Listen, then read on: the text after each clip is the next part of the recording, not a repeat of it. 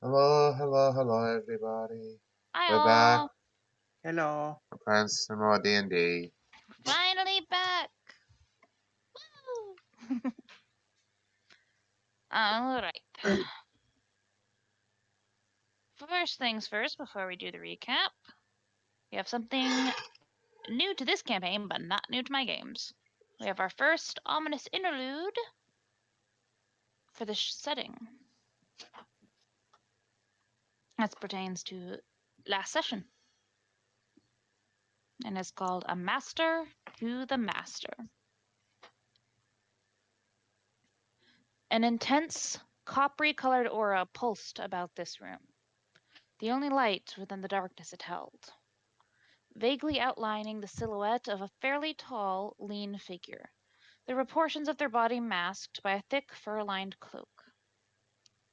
The aura within the room pulsed without any real rhythm, and the figure nodded their head as if acknowledging the pulsing as spoken words. However, the silent conversation was interrupted by a gentle knock from outside the room. The copper aura fades upon hearing the sound, casting the figure into the deep darkness that remained. The figure raises its head and opens its eyes, a copper light fading from them, just as the figure's voice speaks up. You may enter, Frederick. Oh, excuse me. And the figure turns to face a stream of light that enters space from the opening door. Within the doorway stands a fairly short and rather rotund figure, seemingly human, with mostly gray hair and a small beard upon his face. He bows his head low to the figure within the room, still mostly shadowed, yet now one would be able to see a bit of his face. Pale skin, adorned with strange, almost constellation-like markings that seemed to glow from within his skin rather than simply having been applied to it. They managed to sorry, skipped a line. The figure in the doorway bows his head low to the man within and says, My lord, it appears to have gone as you expected it to. They managed to defeat the new hire. They took her weapons, even found and removed her electric trigger, then brought her to the town guards for containment after taking what information she had, as well as one of the weapons you gave her. A thin smile rises upon the marked man's lips. Well, of course.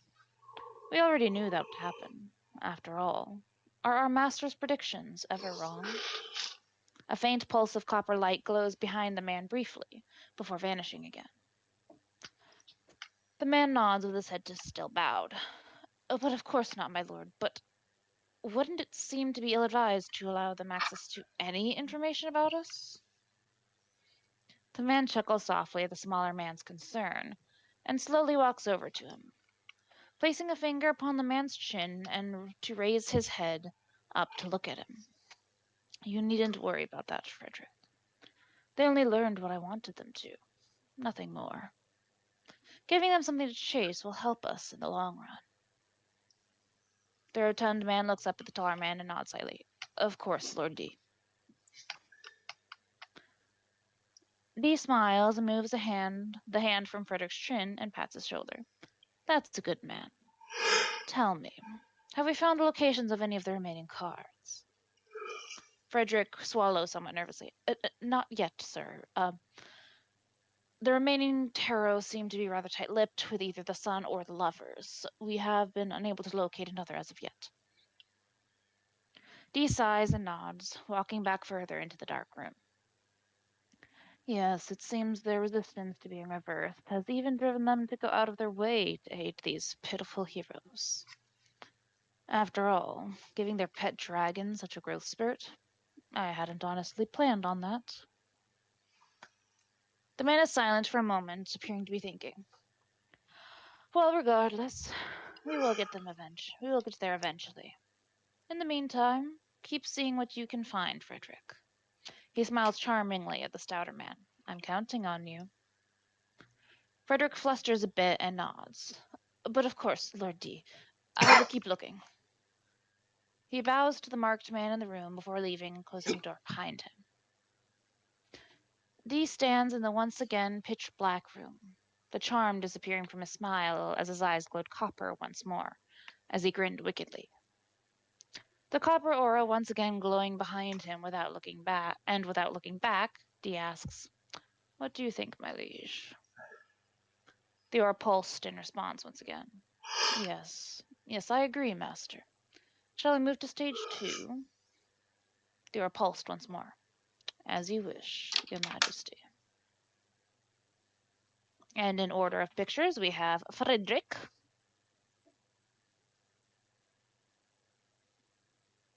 Zedee,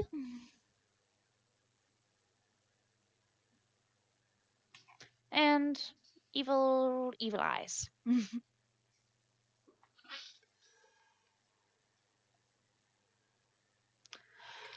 And that is the interlude. So now we will go to recap, which is Day's turn to read. After learning the riddle for the next card, the High Priestess, which is the High Priestess is down low, hidden in her treasure trove. The most powerful weapon is her most powerful defense. Search where its ancestors are most dense. After a lot of thinking, Ty and Gibby were able to work together to figure that the riddle probably meant that the High Priestess card is more likely underground in the densest forests of Siohalas, located in the Canid dynasty. Since the Devil's card had already been used that day by Ty, Zana did a bit of shopping for potions and the group settled down for the night in order to use the teleport of the Devil's card the next morning. The next morning, however, does not go as planned as the group discovers their little baby dragon friend Cyrax has gone missing, and in her place was left a note. Cease your futile efforts and the dragon will remain unharmed.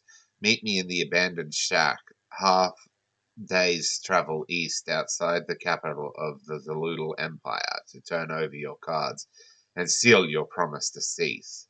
Do not bring others along, I will know and the dragon will die. The group then decides to use their devil teleport power to instead go to the hut that was mentioned in the letter, to the place where they got the star card and the whole adventure began, to save Cyrax. The group teleports to their location and find the front door to be trapped with a needle, which is disarmed by Tiamonicus's gauntleted hand, breaking the needle. Upon entering the abandoned home, Gibby spots a person sneaking by the door they entered through and combat begins. After a harrowing battle in which the chariot somehow transformed the tiny Cyrax into a small Cyrax, and they witnessed firsthand the effects of the evil sun card, the group manages to knock the woman unconscious, the sun card being dropped from her grasp and disappearing. They then proceed to strip her, dissecting her to remove her insta-heart attack button, tie her up, then wake her with some healing magics. And then they get ready for questions. Upon the woman waking, she was resistant to answering any questions at first, but finally, when the intimidation route failed, the group confirms a deal that the group would bring her to town and turn her over to the authorities. She answers their questions readily and honestly. They asked her who she worked for, and she explains she was hired by an up-and-coming mage by the name of Dee to bind the group and collect their cards for him. Hence why her weapons were designed to collect their blood. They asked if she knew anything about the cards, and she said only that he told her what he told her, which is simply put, which simply put was that they were connected to the Tarot Pantheon and that he wanted them all. She was also told the Sun Card's ability as he loaned it to her to use in this endeavor. He hired her through a friend visiting one of her usual spots to pick up jobs. A rather rotund figure with mostly grey hair and a short beard. Tiamanicus then asked why he would give her a card he was collecting. How did he know she wouldn't just bail with the card? The woman responds, he placed a spell on the card that would cause it to teleport back to him should she drop it or die. Zana then asked if she knew the cards directly represent the gods. The woman explained she wasn't told that, just knew they were powerful items. She then explains that she was supposed to bring the cards to the island between Thyagasite Empire and the Kingdom of Bator, and he would send someone to collect them. Zana then begins to theorize that the woman's mission was a mislead and her whole purpose was to stall them, both with the kidnapping and the information she's giving. Tiamenicus asks how she found them.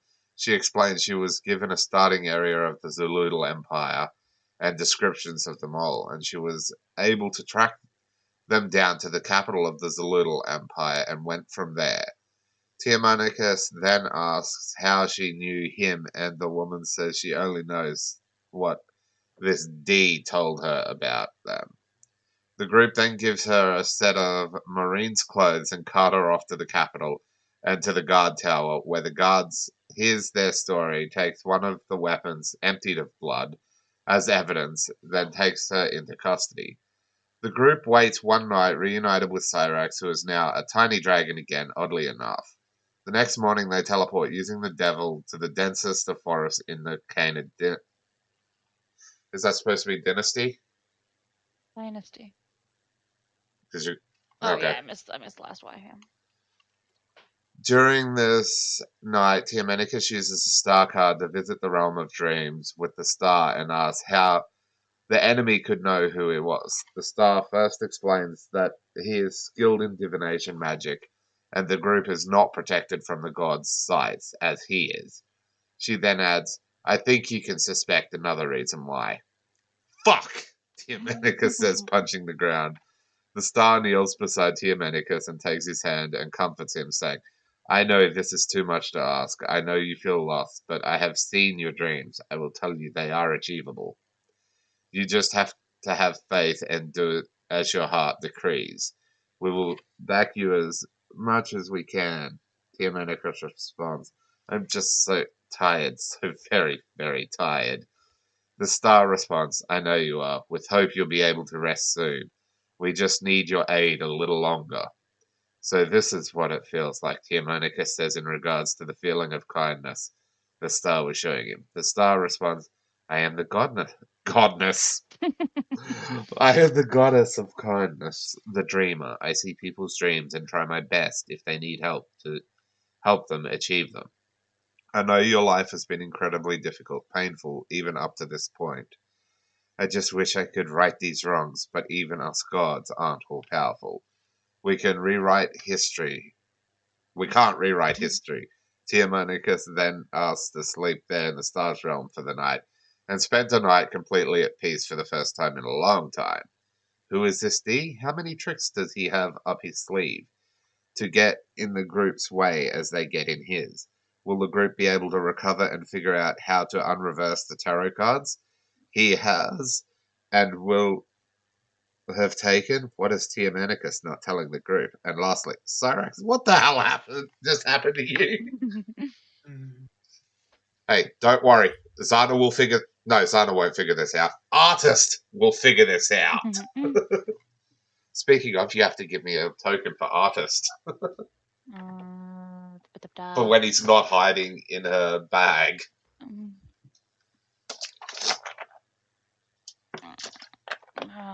Picture of them.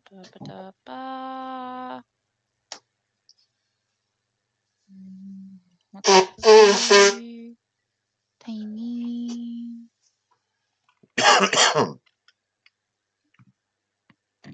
Oh, excuse me.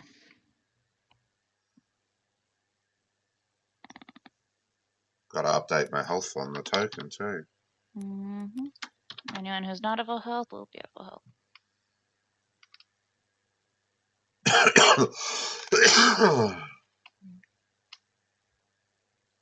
How do I, oh wait, never mind. Here we go.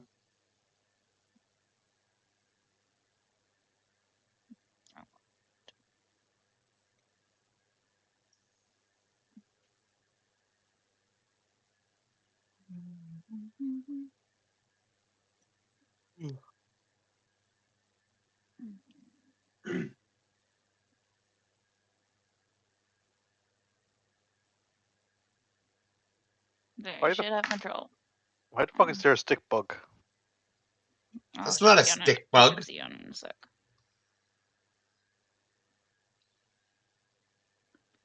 See. Why do we have a tiny mantis? Mhm. That's artist.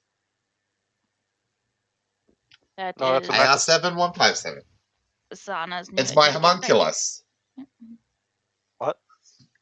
That's my homunculus. Why a mantis? Because it's a dedicated Because right it's got to little unlimited fight. hands. Dedicated rights are designed for helping with crafting. Yeah. It's not my combat one. This is my crafty craft. Yep. And don't try and take anything that he's working on, or else he will smack you. He will smack Zana. Mhm. I fully understand that, but why a mantis that are known for fighting? Because you try to take something off him, he will fight you. Mhm. Okay, okay. So, Okay. you all stayed the night in town, waiting to use the devil's teleport ability the next day. I need a percentile as morning dawns.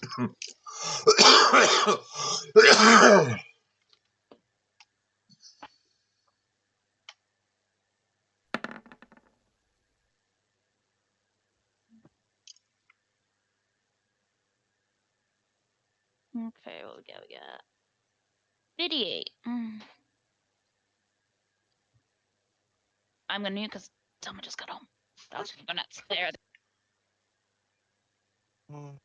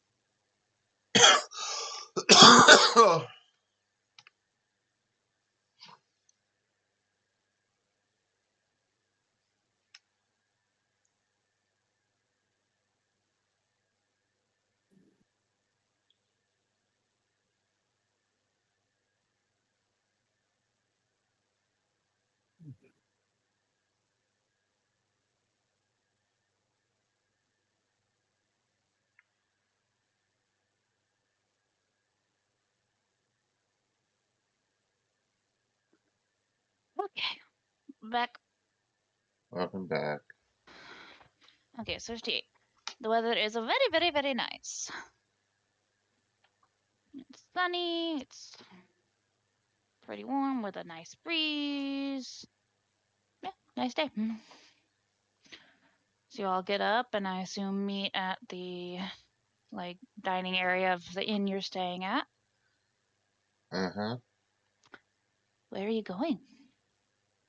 I don't think we decided at the end of last session if you're going to continue pursuing the High Priestess's card or if you're going to look into these claims of the person who's after you.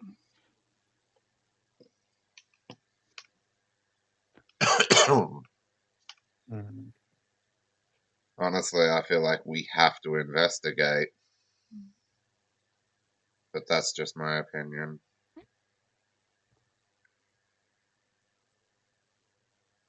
It is. It's a hard call because anytime we waste investigating these leads, the more time they have to get other cards. Yeah. It is true. But as Zana pointed out, it's something we have to do.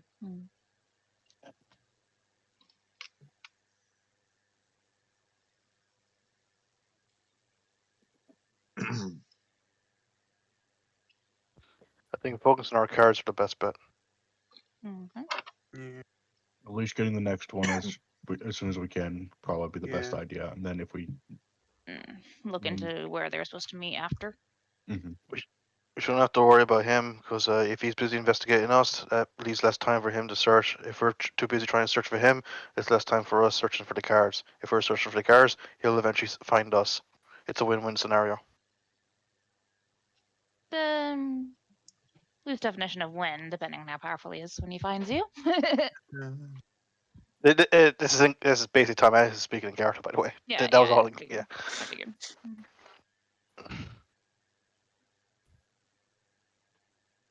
So you guys gonna go after the card?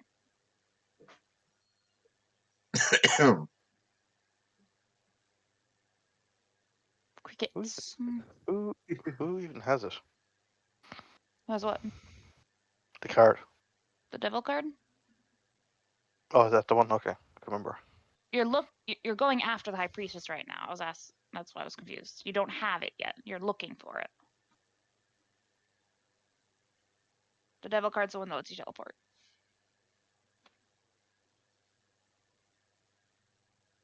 Yeah, we gotta teleport across the country.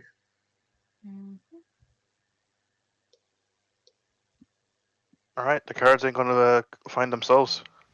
Okay. There, guys. So Gibby is gonna use the devil card for the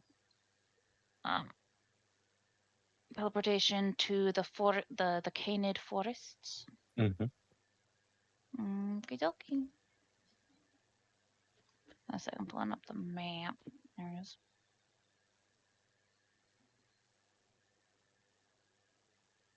Okay.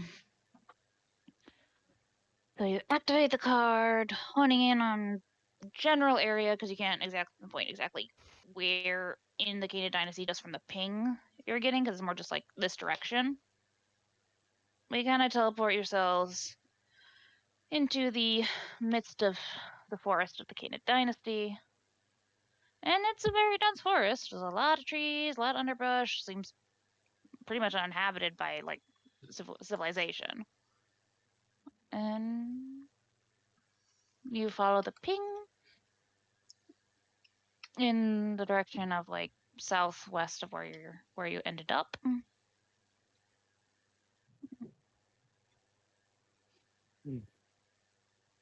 And I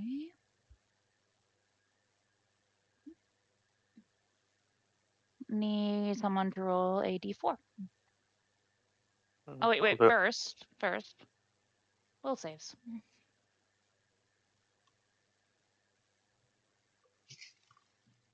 Will save.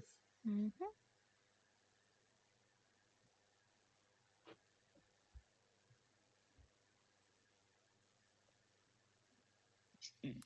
Oh,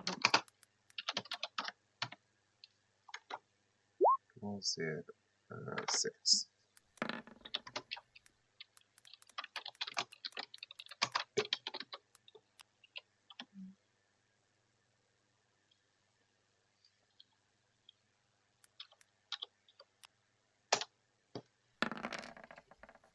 I didn't add up.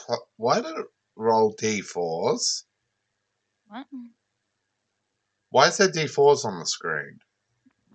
Not for me. It's I don't see any. D20. Not for me either. That's weird.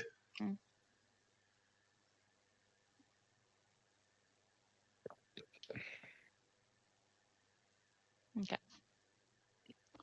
Ba-dum-ba-dum-bum.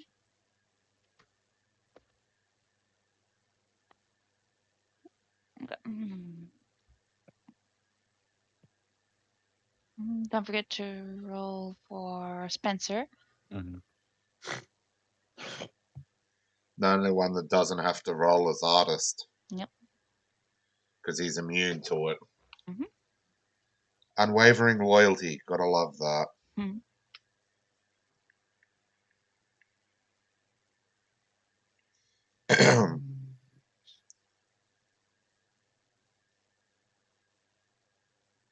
Oh, hi, Wingmancer, by the way.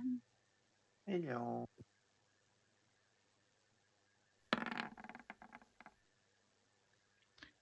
So only Cyrax and Spencer are shaken. You mean my trusty steed is shaken? Mm-hmm. Biggest member of the party. Uh-huh.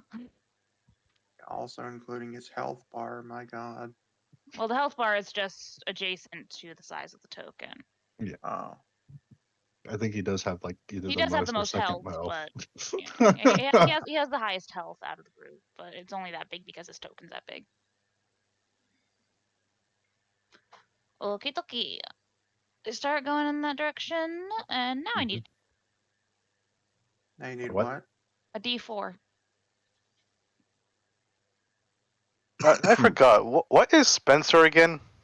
A wolf. A wolf, but he's No. large. What? No, I don't mean like as a species. I mean mechanically, what is he? Is my Animal animal companion.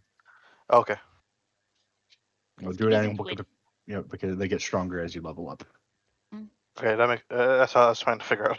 Yeah, Yep. he's huge because he's large because he reached enough hit dice to become large. Okay, 1.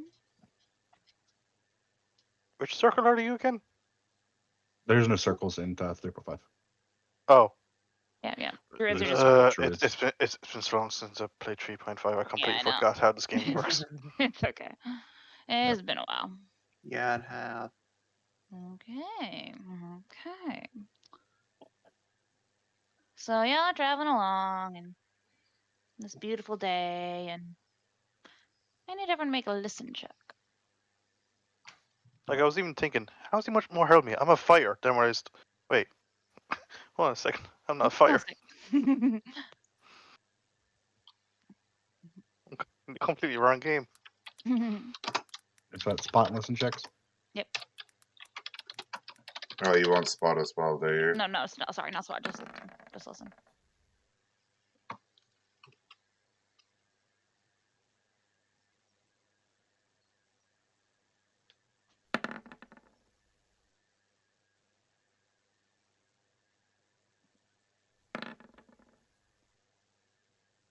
Oh my god. I was actually just thinking, if this is not training, it's gonna be such a fucking waste. Big. Fuck You you. can't think these thoughts because then they happen. I was just thinking, watch this, be not trying to be a fucking waste on that 20. Actually, There it is. yeah. Okay, I'm getting another beer. I'm getting another drink. Okay. Uh, I'm on my 5th bottle already. Oh. okay.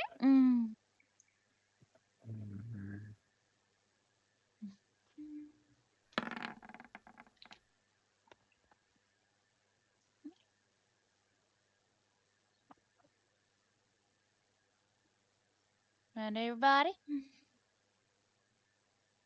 Sana, Gibby, Ty, Marine, and Sunset. Okay. So everyone, except Marine, hears the approaching sound of windpipes. Hmm? Like sounds like almost like a pan flute. Just this beautiful music coming from the north, approaching. Does Interesting. sound familiar at all? To give you specifically. Yeah.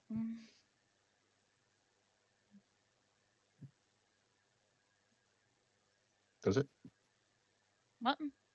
Does it sound familiar? Intelligence check.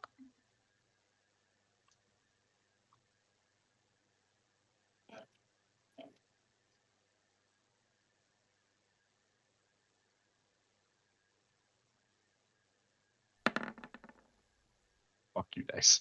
Not really. It's pretty music. That's all I got. And you see, soon enough, approaching out from the forest. It's the Scottish. This man playing a set of panpipes, floating atop a flying carpet. Wrapped around him is a very, very big blue viper. I fucking knew it.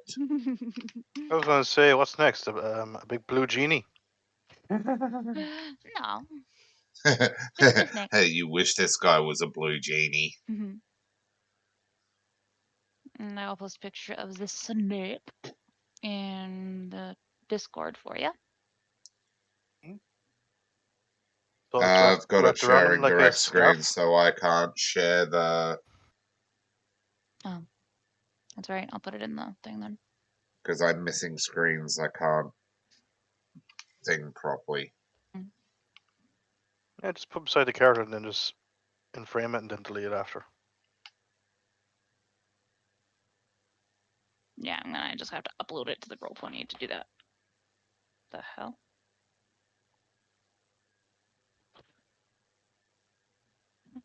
Upload, choose file.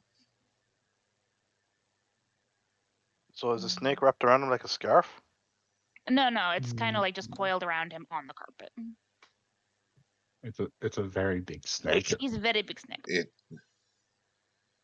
is the biggest snake you've ever seen. Hmm.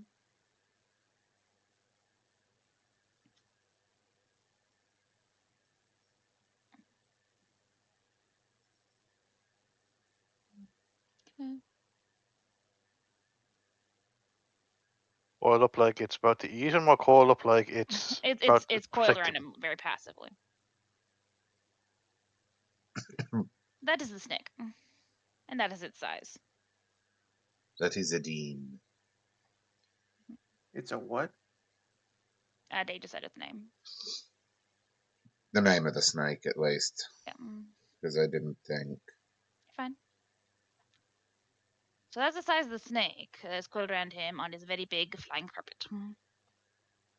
And as this strange man approaches, he notices you all, and the music stops, and he smiles charmingly. He's like, "Oh, well, hello, my friends. It's quite a nice day for a trek through the forest, is it not?" It's from Transylvania? What the fuck? I thought I was doing a bad Indian accent, but okay. So a Transylvanian Arab walks into a bar with a blue snake around his neck. uh, that's what he says as he pauses in his floating travel and smiles at you all. That is the 20th weirdest thing I've ever seen. He has a very long list. To get me running a race and winning one of those. Happy dwarf. That's got to be near That's the gotta be up top there. of the That's up list. there. To be fair, that's a number 3. I'll give you that much. It's a number 3.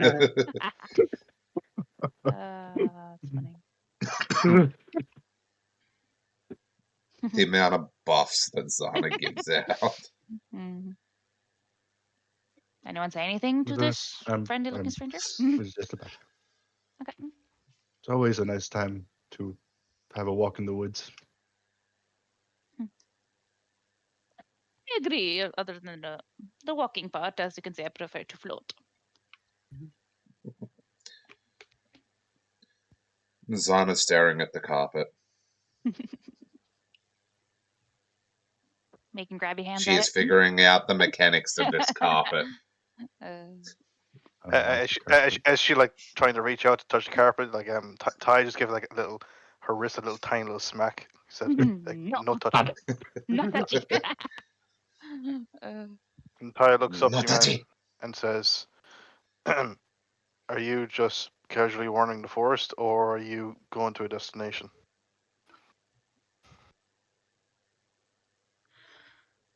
A bit of both, my friend. It's just a nice day and no determined destination, but there is always a destination in the end. Not all who wander are lost. Exactly, basically what he's saying.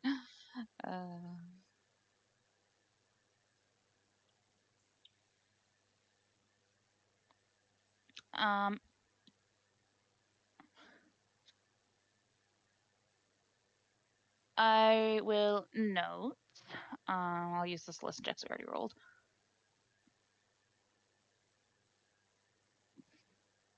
Gibby and Ty both hear the sound of something like sneakily approaching from the right. just among the forest, so you don't immediately see anything. Ty is able to tell that creature, or whatever it is that's sneaking up, is large size and quadrupedal.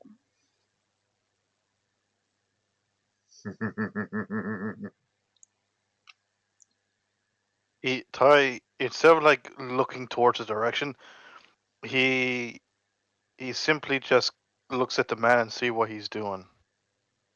Does he appear to be like as if he's waiting for something? Sense motive?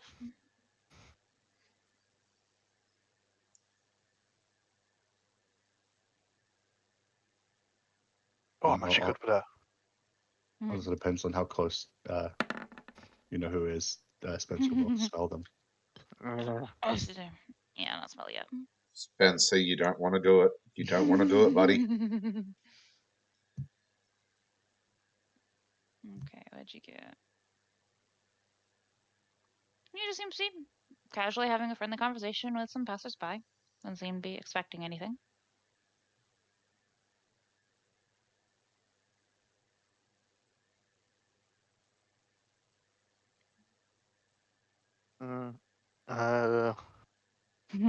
Who's next?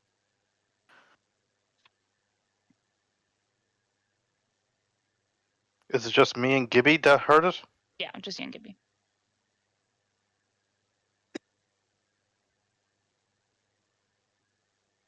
If no one said anything, as far as you're the only one who heard. Technically, Ty can't tell Gibby heard it since he's behind him. Yeah. But Gibby's keeping an eye out since he's familiar with things in the woods. Ty is going to kind of casually walk up here and then walk around to the side of Spencer and stand beside Zana. And then with his shield, he's not going to raise it. Instead, he's kind of just adjusting it so that it's covering the side of Zana. Oh. like you're between Zon and the shield. The shield's pointed the direction of town. Okay. He's thinking that due to Zana's size and his fucking size, that Zana could be obscured by the shield. Gotcha. That's his point. Okay. And he's simply gonna chill there and says,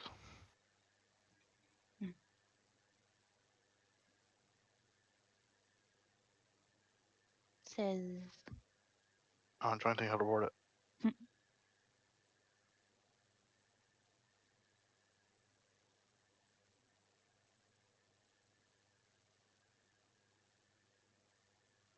Yeah, okay. He says, "Are you from around these parts, or or as you stay, you're just wandering from one place to another?" I am not quite from here, my friend, but as I said, I enjoy exploring, seeing what I can see, all that. Oh, forgive me. Quite rude of me not to introduce myself. My name is Adam, and this here, as he gestures to the snake, is my good friend Adim. Adim? Adam and Adim. I feel like he's missing a third name.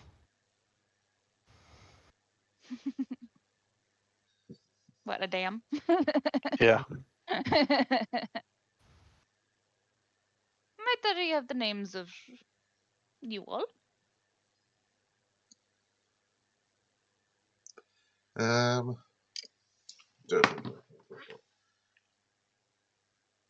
Zana points at herself and says, "I'm Zana." And then Artist promptly smacks her up the side of the head. And she's like, "And this is AR7 or Artist?" AR157, you mean? Yeah, that's it. Just whack! Don't be rude.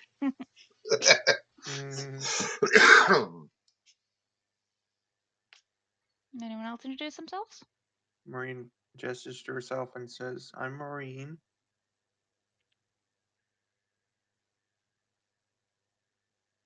Dimanicus says, I'm Ty Manicus, but everyone calls me Ty.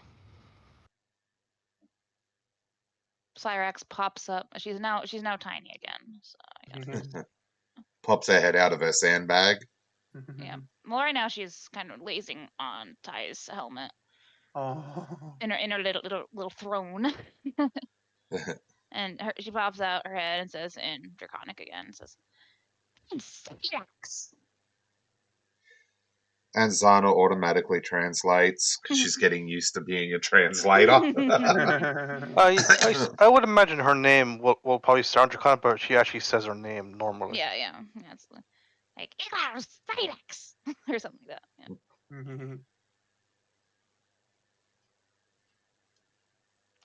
Does Gibby introduce himself and Spencer or no?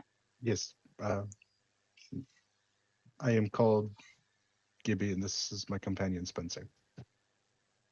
Madame nods his head to you all and says, "Wonderful to meet you all. Well, it's getting to be about lunchtime. Would you all care to join me for some lunch and tea?" Has, due to my natural 20, has this thing that's sneaking up gotten any closer? At this point, it's gotten just close enough. It has gotten closer progressively, like slowly, stealthily. Spencer just now picks up the smell of feline. Where's the earplugs? From the pan flute.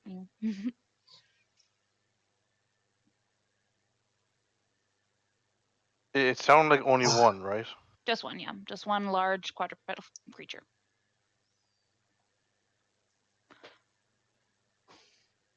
I just remembered what it is Artist is supposed to be working on.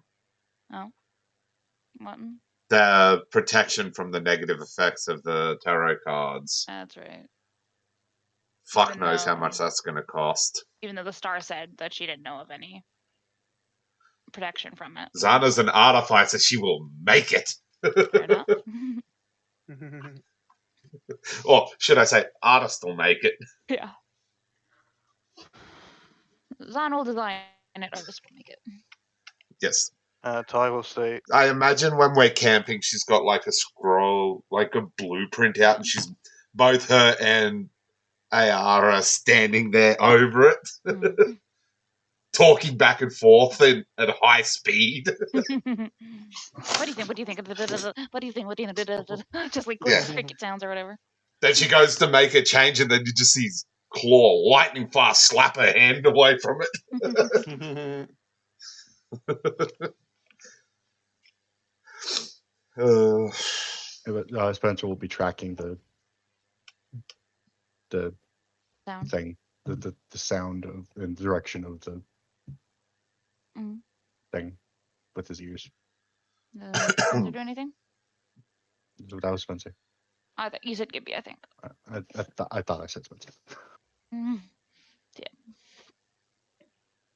And we're just gonna stand next to Spencer with his hand on his head.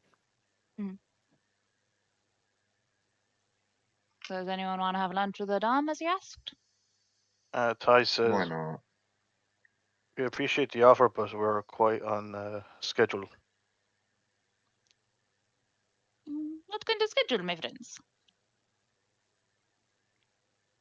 Too much schedule to eat? That's a crime. That's a crime. That's an OSHA violation. I can assure you our reasoning for keeping our time is quite important, as we don't get paid gold by the hour. See. Well, there is but one solution for that. He looks to Adim and nods, and Adim starts to uncoil from around Adam and You see it as Ty instantly becomes on guard. and pokes his head in a bag that he had been coiled over and slithers inside it, fully disappearing. Hop on. Oh, We don't need to travel. Zan immediately goes to hop on. Ty said, nope. And Artist Oh, Artist vanishes into her bag of holding just to prove that Adim's not the only one that can do that. it's less impressive when it's a tiny creature. I know, but Artist is like, I can do that trick too. So it's not a real snake. We can go into a bag of holding, then it's not a real snake. Maybe. Maybe, maybe not. I mean, it's not going to survive without air. Atmospheric Typically. generators exist. What now? We invented this magic item. It's called an atmospheric generator that basically makes an area without an atmosphere, without air and stuff, livable. In this What? case, you just patch it onto a bag of holding or here at the end of a sack, and people can breathe in there now.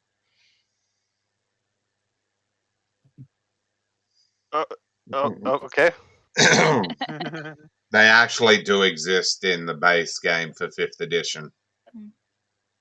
That's the first I ever heard them using that from 5th edition. They're in there.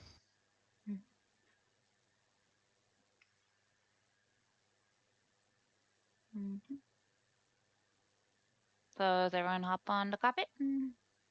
Ty just watches Zana goes, and he's like, "No, wait, no." Oh, God damn it! God damn it, Zana. So I was like, "Oh, this girl's gonna be deaf for me again." If what I suspect is true, that statement holds more than one meaning.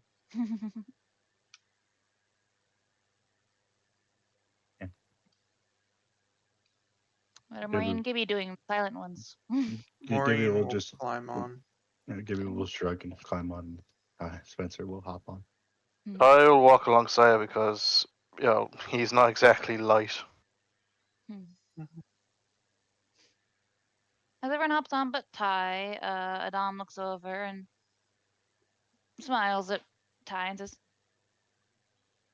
"Do not worry, Ty. This carpet will hold everyone. And it is much faster than walking."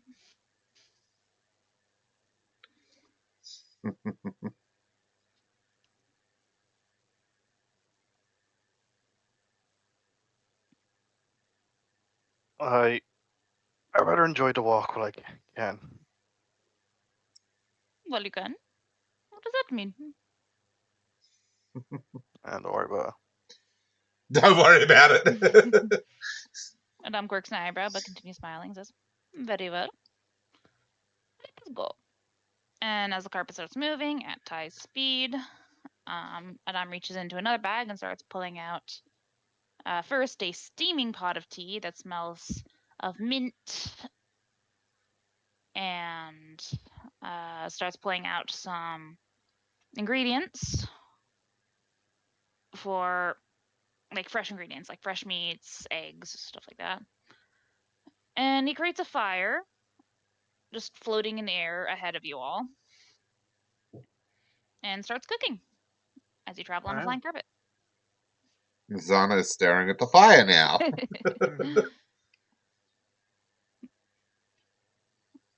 And he asks, and he goes about, asking, like, how do people like their steaks? And stuff like that.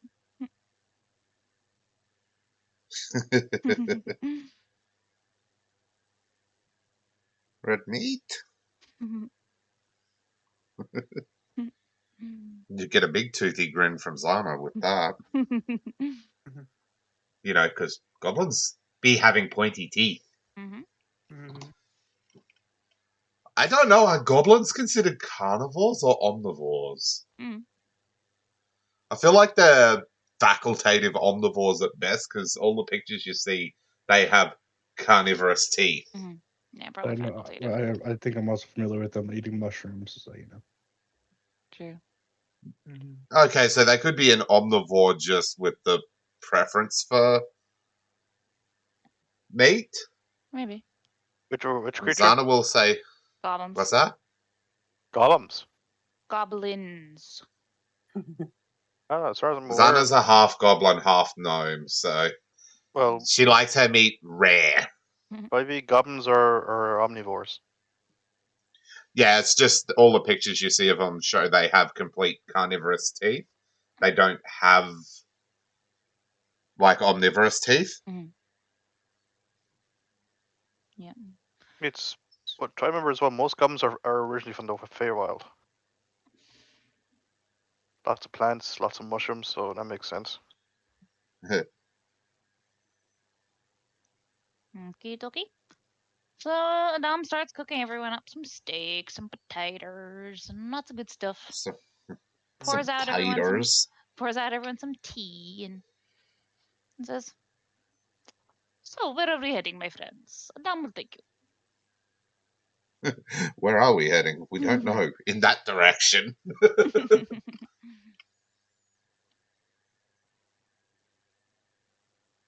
Oh god, I just thought of something that would be even better as a magic item.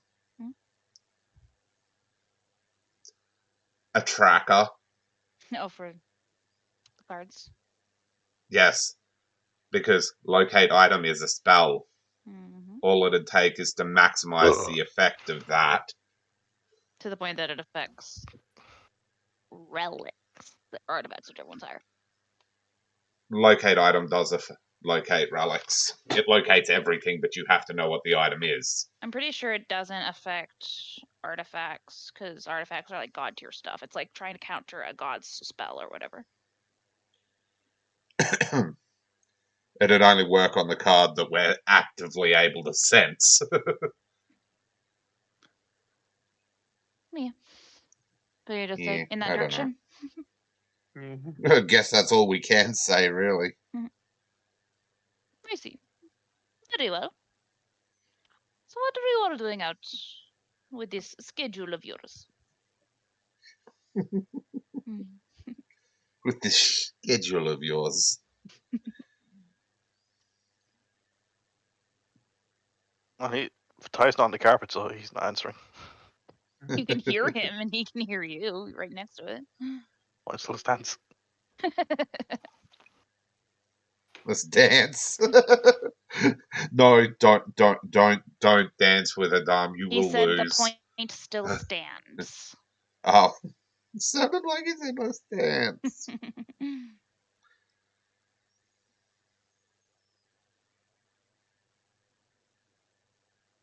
Did anyone answer him? Oh, quiet people. I'm not the face of this party, dope rope. You've been talking. I'm speaking to the ones who haven't really been. Gibby's Yes, I was. Gibby's always been quiet until he has to talk. And Gibby's kind of Who's- looking at everybody else, not sure if he should be saying what they're actually doing. I've done the most talking here. Give me a break. Again, I was talking to people who hadn't been.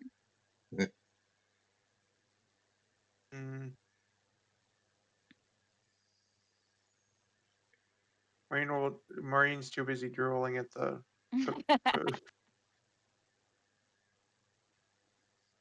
So just silence meets the question. Yeah.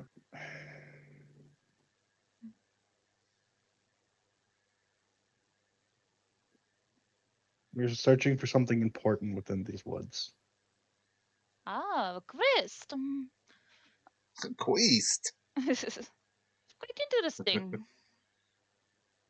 I am assuming it is a very secret operation.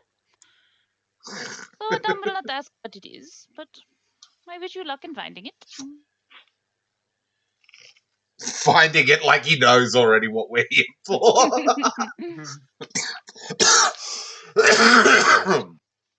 Oh god, that hurt. How?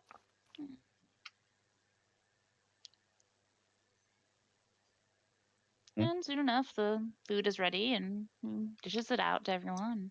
It is very good food. Yay. Like seasonings that some of you have never tasted before. It's juicy, it's good. Cooked just to everyone's liking. Is there a way to detect for like potential poison? Unless you have detect poison as a spell, have someone eat it. which Maureen is already doing. Yeah. Very, Yeah, very Maureen's now. obnoxiously. I mean, half orc and half goblin. We have pretty good constitutions when it comes to poisonous shit. Yeah. We need to get that woman a ring of poison resistance. and you know, dwarf here with pretty good con, For it so as you well. know, Yeah. in the increased poison resistance, so you know. Yeah. Oh, excuse me. Oh yeah. You can go ahead and eat food. It's That yummy. doesn't hurt. Food. And yeah. Continues traveling and resumes his playing of his pan flute, and again, it's very beautiful music. Night falls, and he asks, and Adam says, "Just let Adam know when you are ready to stop and find a place you want to set up camp."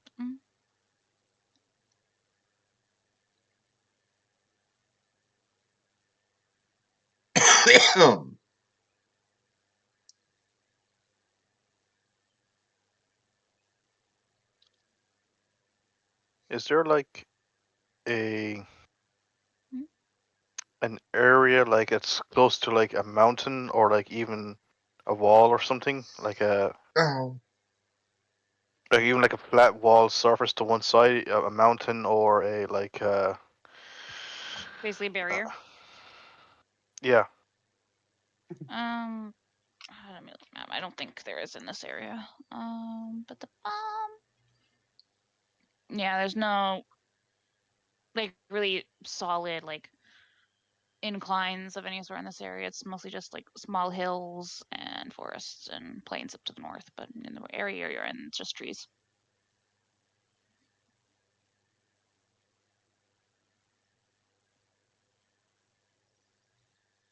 Good question out of character. Why do we suspect the card might be in this place? Because we got a. because the clue you were given and the ping you're feeling that's directing you. Has the ping given any more hints if we're even close? It gets slowly more. It gets slowly stronger the closer you get. Yeah. From experience, you feel like it's probably about another day's travel away, but yeah. In the direction we're going, like it feels like we're going somewhere in the right direction. Yeah. Did we actually tell him which way to go, or did he just simply knew where we're going? Zana pointed in Yeah, a Zana pointed in direction. the direction you were headed. Okay, disregard them. Okay. In that case, probably try for another half hour then until it gets. Once he sees Zana start yawning, he'll say, "Okay, we can stop for camp." Adam nods and stops in a semi-clearing and lets you all off and says, Adam will get dinner ready as you're set up. And makes an actual fire on actual wood and starts cooking again. I used to go and do Thai things, just like patrol the perimeter as usual.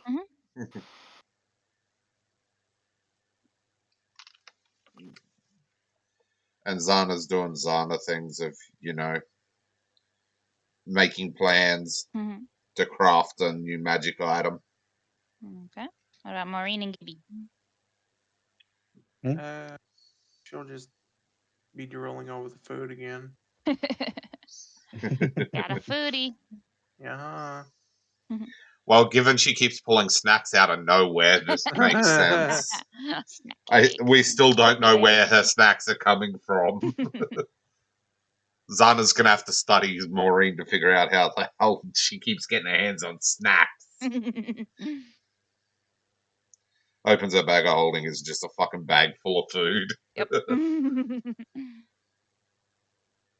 What about Gibby? What are you doing?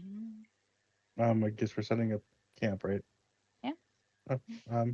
Gib is just setting up camp, checking around with Spencer for the signs of anything that might be around the area, just to be safe. Okay. And as you guys are traveling, Ty would have still heard, and Spencer still would have smelled that creature following you that was stalking you earlier.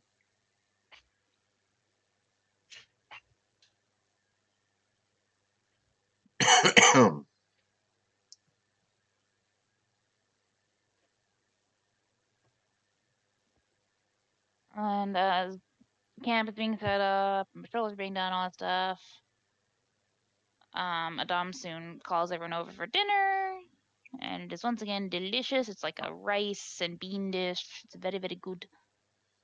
Very, very good. Very, very good. And he calls out in the direction of the thing that has been stalking you and says, Amara, dinner time. Mara, dinner time. And out of the forest comes another creature.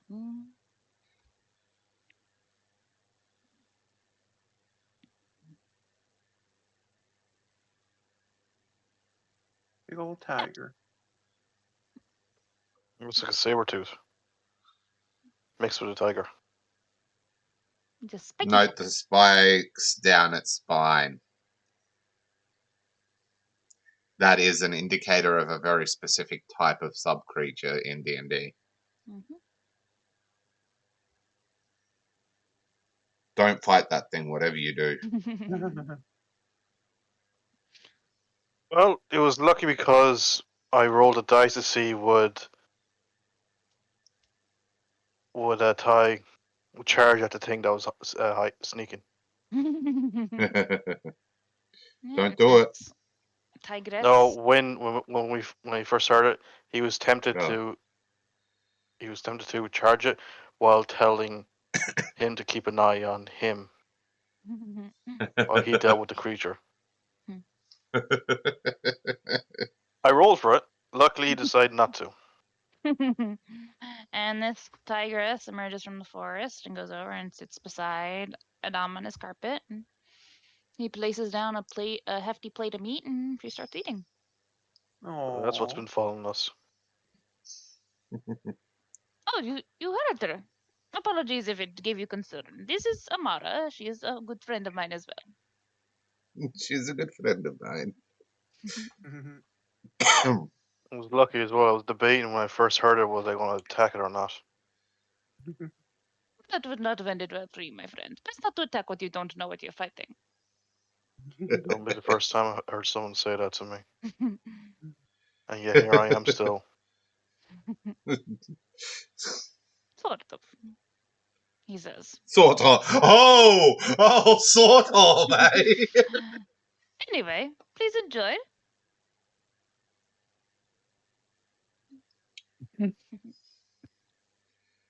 Did he just admit he knows something about Ty?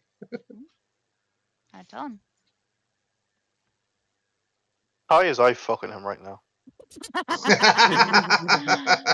Just deadpan helmet face.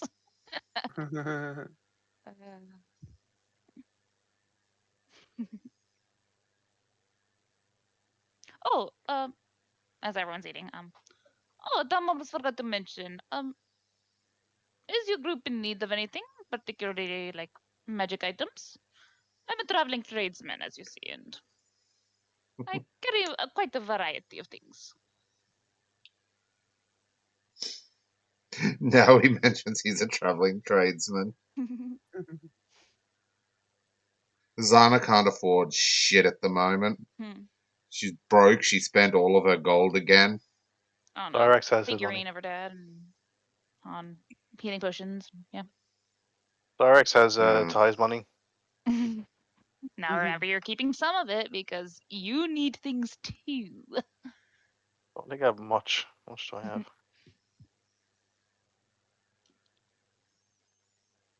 I have actually more than I thought I do. I have 800. I have like 700 gold. I have 780. Oh, 4 people over here. Other than Cyrax, who has 4,324 and 4 silver. Yeah, except Dope Rope. I Hmm? may be poor, but that's because I keep creating magic items for the party. And a figurine for yourself.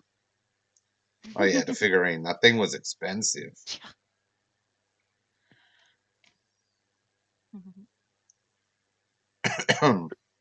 Good question, Carter. How much is the Ring of Sustenance? 2,500. Fuck, never mind. How much? 2,500 for Ring of Sustenance.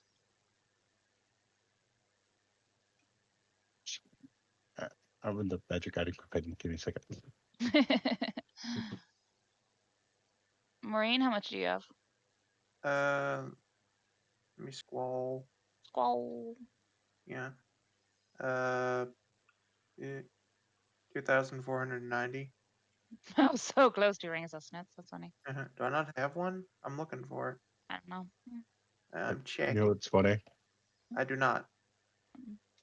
I can What's afford funny? one. What? I can afford one. Oh. Technically, I could as well if I somehow managed to convince Cyrex to give me gold. Good luck. It's a dragon. I know that's the issue. Also, I don't think Ty would, Yeah, probably not. given his character. Yeah. Yeah, he wouldn't. So, ring of sustenance would be nice. I had an eye on another item, but if people need a ring of sustenance, I think as long as at least one person in the party gets Ring of Sustenance, it will help a lot because it Yeah, means let's one see. less person defeat.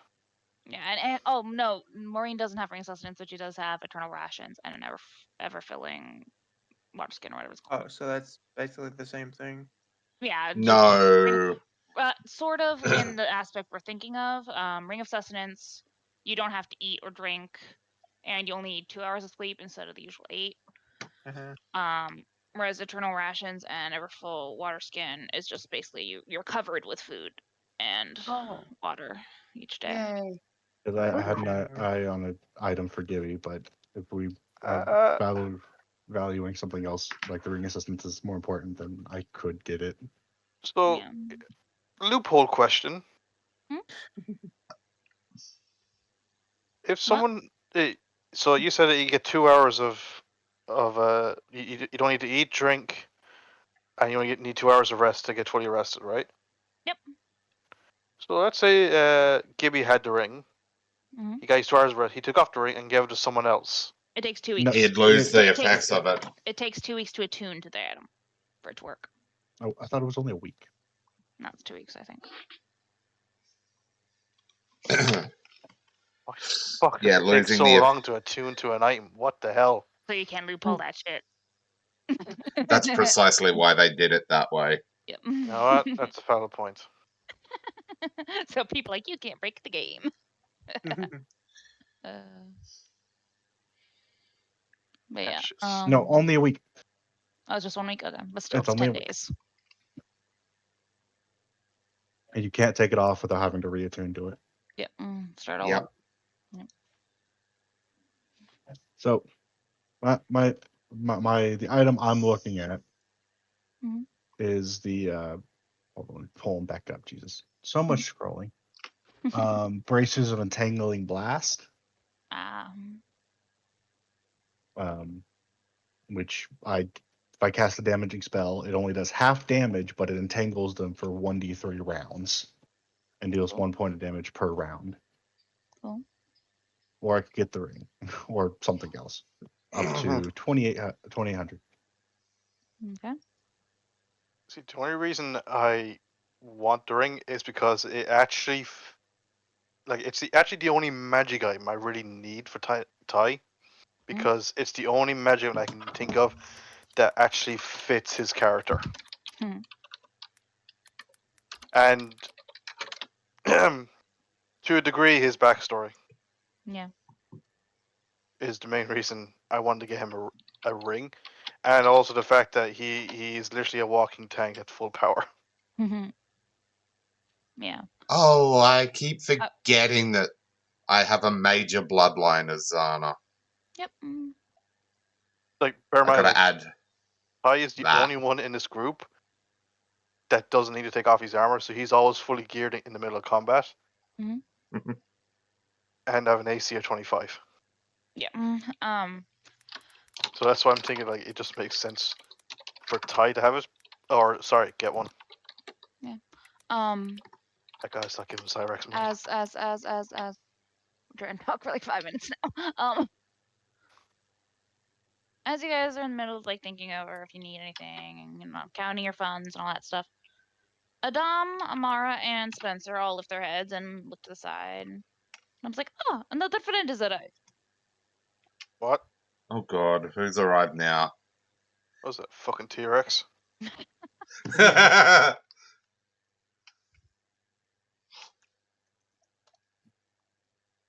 How much did Maureen have?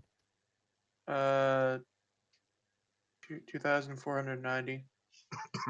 Oh, okay. You know what? We could get 2 rings if everyone's okay with that. Gibby can As give. out of Is that the same blank dog we rescued? the forest, a familiar-looking blink dog shows up. Oh. I goes, hey, isn't that? Didn't we help that one before? Yeah, I think that's the one from before. How's it? How did it get all the way down here? Oh right, yeah. All right, yeah, it's a blink dog. Fun fact, the cold no longer bothers Zana. Cool.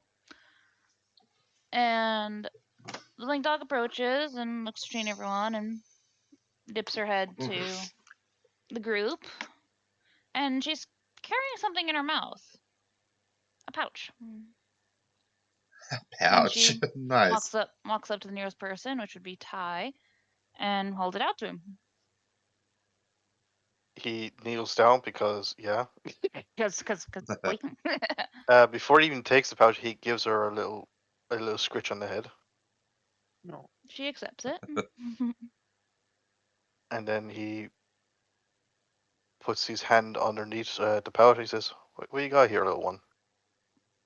And she drops the pouch in your hand. Feels like coins inside the pouch. She then steps back again and bows low to you all again, like she did when she was thanking you, and vanishes. Wow. Poofs out again. He opens the bag to see how to get a rough estimate how much is in it. 500 platinum. Wow. Holy shouldn't have took a fuck!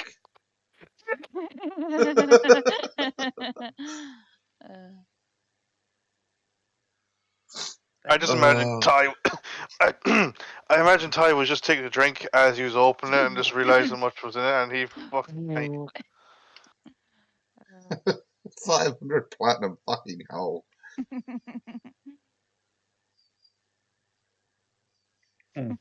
That's a nice bit of Ty's money. like, Ty's just like, yeah, it's just a thank you note. That's all it is. And he walks. Cyrex peers over your helmet and says, "Ooh, my shinies!" Animatronic. So how much is platinum here again? One platinum is 10 gold. So it's basically 5,000 gold. One sec.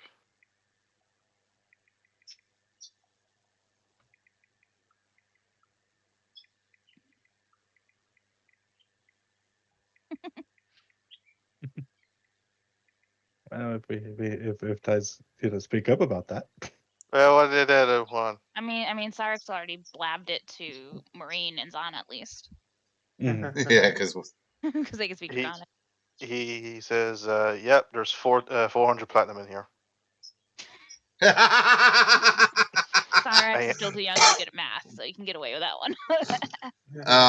Hold on. That's a sense motive check right there, because that's an attempted deception. Yeah. Bluff versus. Zana's too preoccupied. Yeah. If anyone wants to sense motive on Ty's bluff. I just hear bloop. Wow, Gibby's got a good sense motive. I'm a wisdom-based character. What do you want from me? I'm an intelligence-based character. Do I have to bluff? Yeah, you have to bluff now. Yeah. Roll bluff. I'm really glad you rolled low. So I've only a +2. Nope. I was wondering. As soon as he said, "I'm really glad you rolled real low," I'm like, he's gonna roll on that one. Oh, that was Pug. Okay. Yeah. yeah. Ty still fails to against Gibby, so Gibby knows he's buffing. When people are like, Gibby's just staring at him.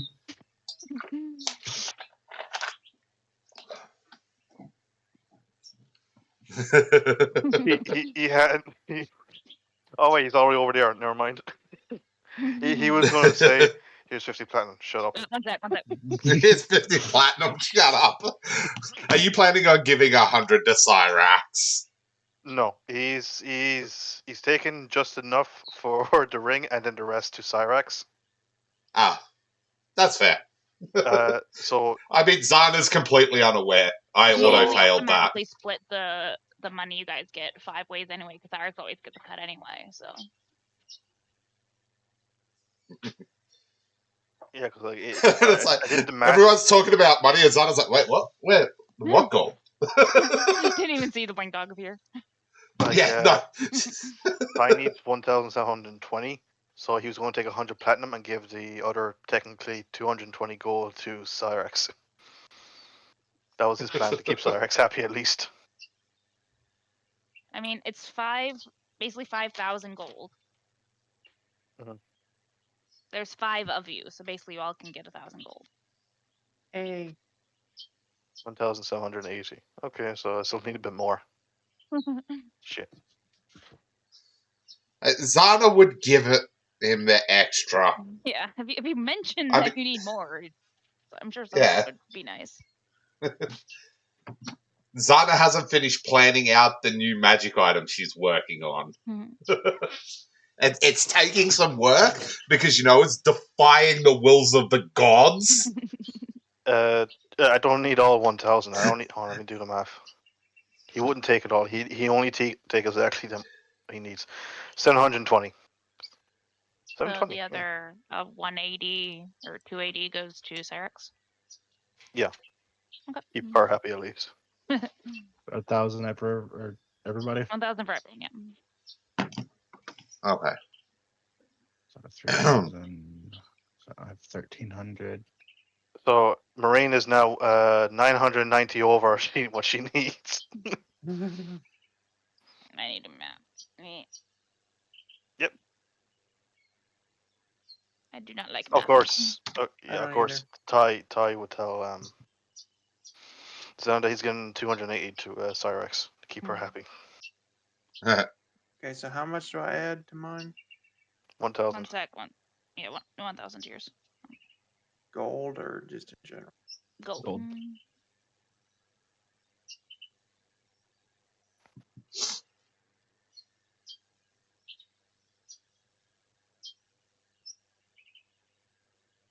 That's the case. Only 3 people. Then technically, 3 people don't need rations. If Gibby, Ty, and Marine can afford it, it's only Xana that needs to eat. Really, I'm pretty sure. Oh yeah, sorry. Hell yeah, my baby needs to eat.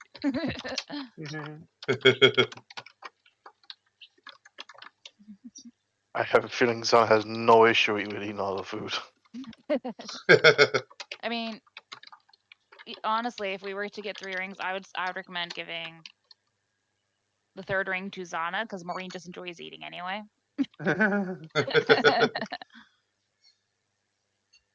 And that means I got more time to work on magic items. Forgo dinner, I'm working. Yeah. That was good nights of it. We helped her a while back. Ah, I see. Repayment then. Fair enough. Unnecessary, but appreciated nonetheless. Of course.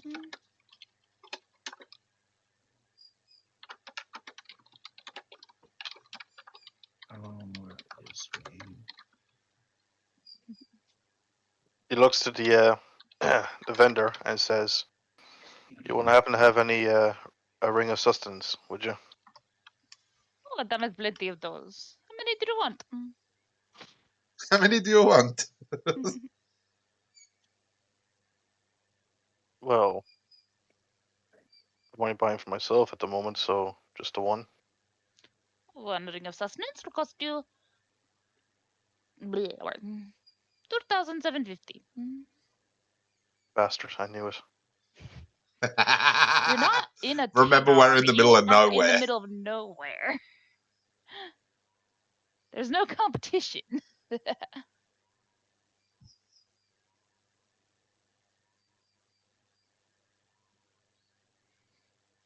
And how much did you say? 2,750. Okay.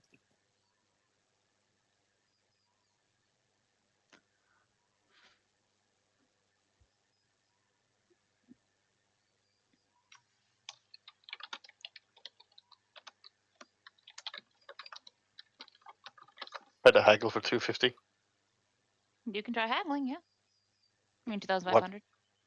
Yeah. And what's the check? And we can either role play it out, or we can just do checks. Diplomacy.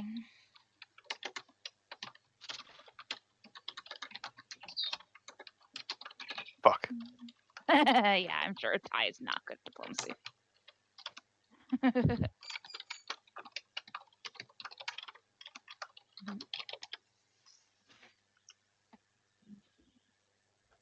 Um, I'll let Gibby do his thing first. Do what you gotta do, Gibby. No, I was gonna buy something too, so Yeah, go ahead. Ty's considering his options. I might go. Hey, baby girl. I'm currently figuring out stuff. Hold on. Squeak, squeak, squeak.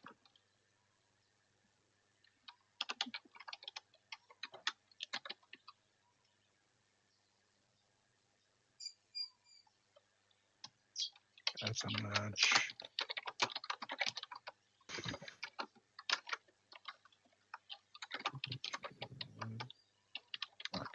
While you guys are figuring that out, I'm gonna get a munch.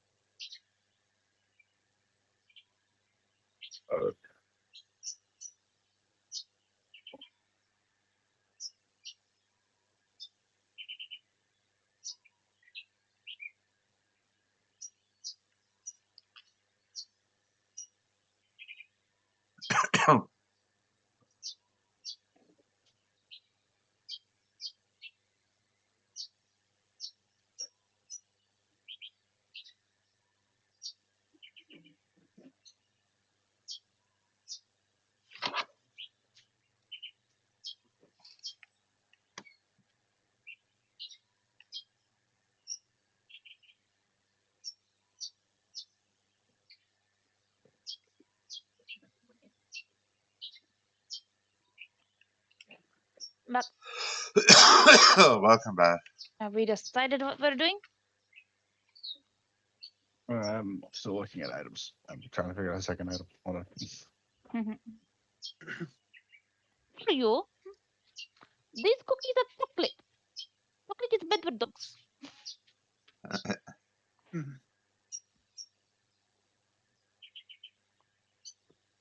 Did you not hear me, Bella?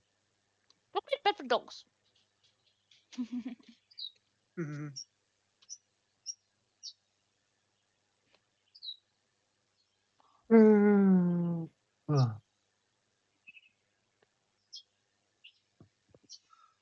good lord, I gotta look this up again because I don't remember the rules.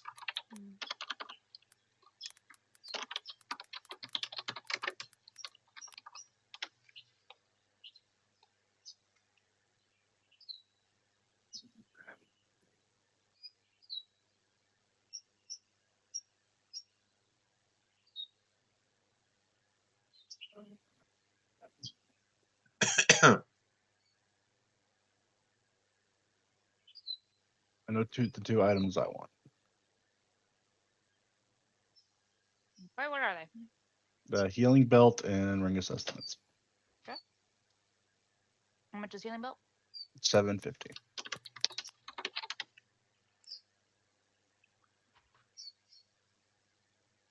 I'm gonna give you asks for those. Mhm.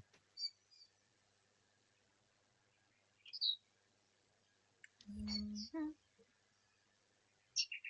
Okay, so I crafted a rate of 2,000 gold per day.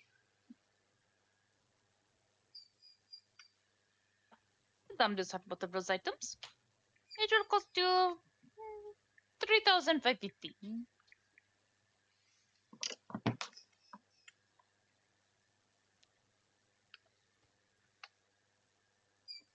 I gotta do math here. Hold on. What the heck's going on? Brain. He's at an extra 300 basically on top of what the actual price is. Normally it'll be 3,250. But what he's adding an extra 300, so he wants for 3,550.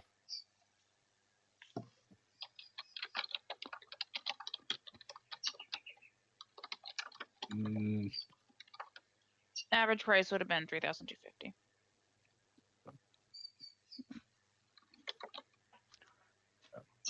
Book price. Gibby's gonna go. No chance to get that lower since I'm buying in bulk. I wouldn't call 2 items bulk, my friend. But I'm available to haggle if you wish. You're potentially getting multiple purchases in one transaction. Yeah. True. The third reputation is good. But it is just so far 2 items. I wouldn't quite call it bulk yet. Like I said, we haven't finished our transaction, so you're potentially getting more than a single transaction. That is quite true. But in order to factor that in, I have to know what I'm selling. Well, you already know what I'm interested in, so that counts. So that's a second transaction potentially. And anybody else getting anything? I can't Yes, afford basically. anything. Maureen? I'm scrolling through items. Okay.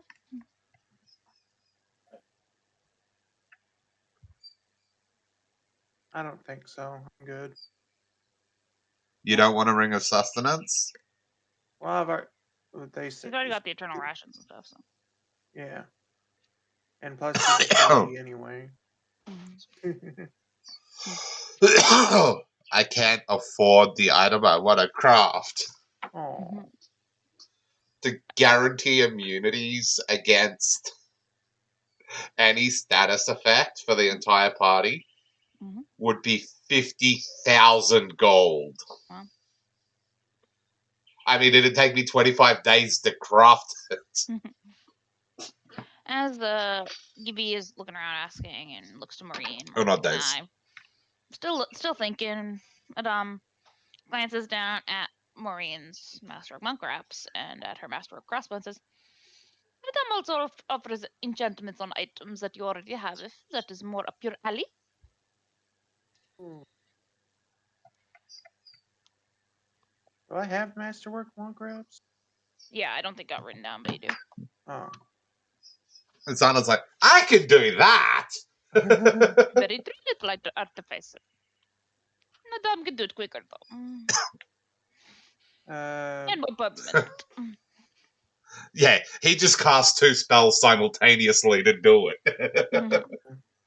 Whereas Zana crafts it herself. We are not the same. Ah. Well, you Well, just figure that out. I'm gonna get something to munch. Yeah, I gotta go. Bathroom. One sec. I'll be right back.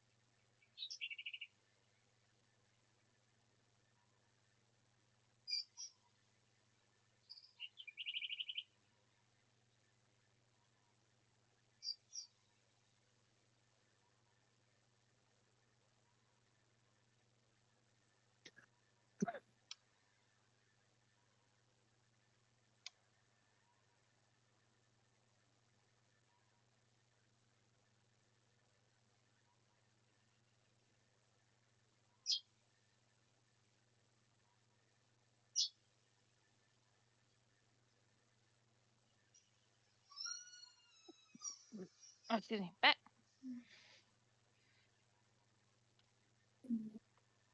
Oh, well. Yeah, Yeah. I'm just looking. Okay. Didn't know if anyone Like, hired me.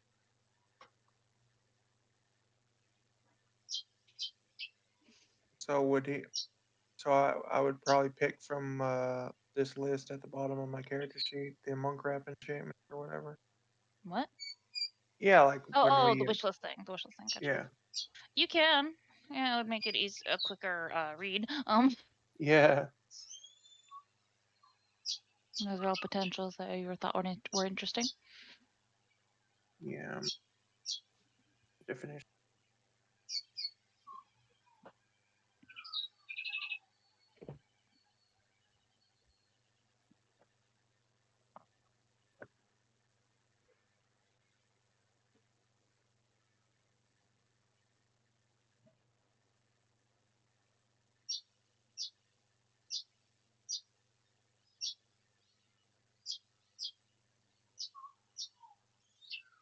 Hmm. Hmm. I might just do the crossbow. The crossbow enchantment. Which one? Yeah. Or What ones? what is quick loading? Quick Say? loading. So you know how when you've used your crossbow in the past and you have to basically spend the next turn reloading it. Yep. Quick loading basically negates that and makes you able to reload. Let me look at the full definition of it. What? 41. But yeah, it basically stores the ammo in like a extra dimensional thing in the weapon and Ooh, lets you quickly reload. I'm trying to figure out which. What's yours? A heavy crossbow or a light crossbow? the masterwork. Heavy. Okay. So if you put that on the heavy crossbow, it will allow you to reload as a move action, Mm. which means you can reload it each turn and fire it once each turn Ooh. instead of I'll having to spend take. a whole round How reloading much it. would that cost? It would cost from a dam. Uh huh.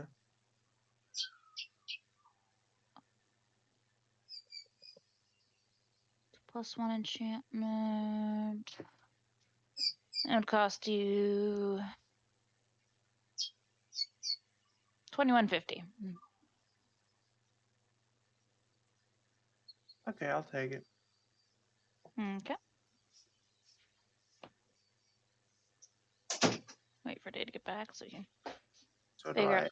do I mark that on the crossbow? Anything like? Yes. Just the way I do it is edit the name of it. Uh. Um, and name it Back. quick loading heavy crossbow, and then after that put a +1 in like parentheses. That's how I mark how much of a bonus it has to it. What do And I then put you in would parentheses? +1. Okay, plus. And then the attack bonus would go up by 1 and you get 1 additional damage. Okay. Yep. So then instead of +4, it'd be +5 Yeah, on the basically. damage. On the damage, yeah. I was confused because I was thinking the attack bonus, yeah. Yeah. Yeah. Okay. Yay. So So Marine, how much do I take out? subtract 2150 from your total.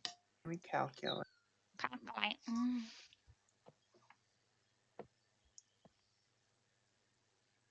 All sorted? Unless Gibby or Ty want to get anything else. I think so. We're waiting to see if he's knocking down the price due to the fact that we're trying Yeah, to. he was waiting to figure out how much he was selling here, so yeah. If that's it, Adam says, very well, we could haggle. What are you offering instead of my total price, Mr. Gibby? 150 off. 150 off.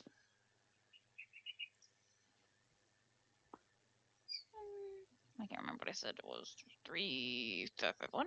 550, I mean. I think. I don't know. 3550.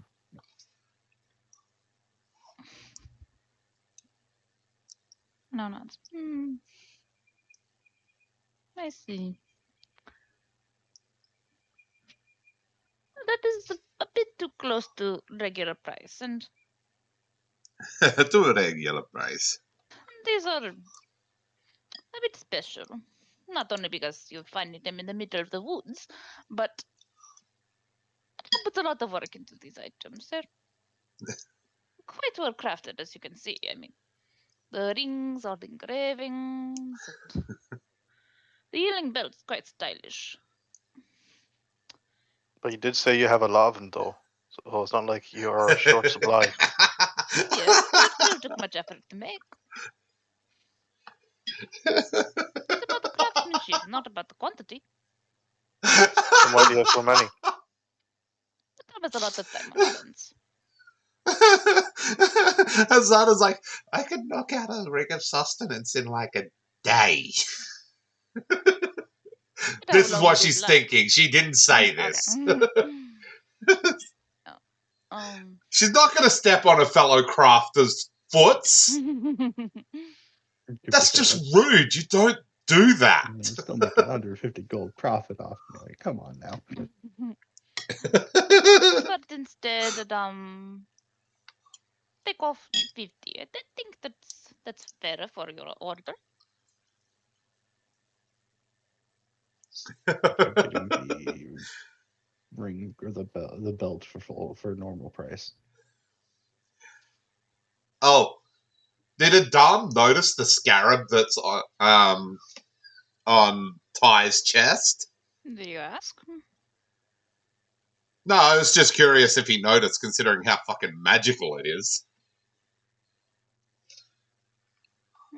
I tell him. Because that's technically better than a belt of healing. I'll take the 50 off for 3,500. Mm-hmm. Not even. And transaction happens. You now have a ring and a belt. And Adam looks to Ty and says, "You said you wanted the ring of sustenance." Yes. Are you going to haggle as well, or will you pay the 2,750? I'm sure you already know the answer to that.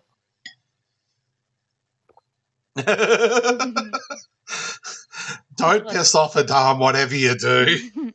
Well, what will you offer instead for the price? 260.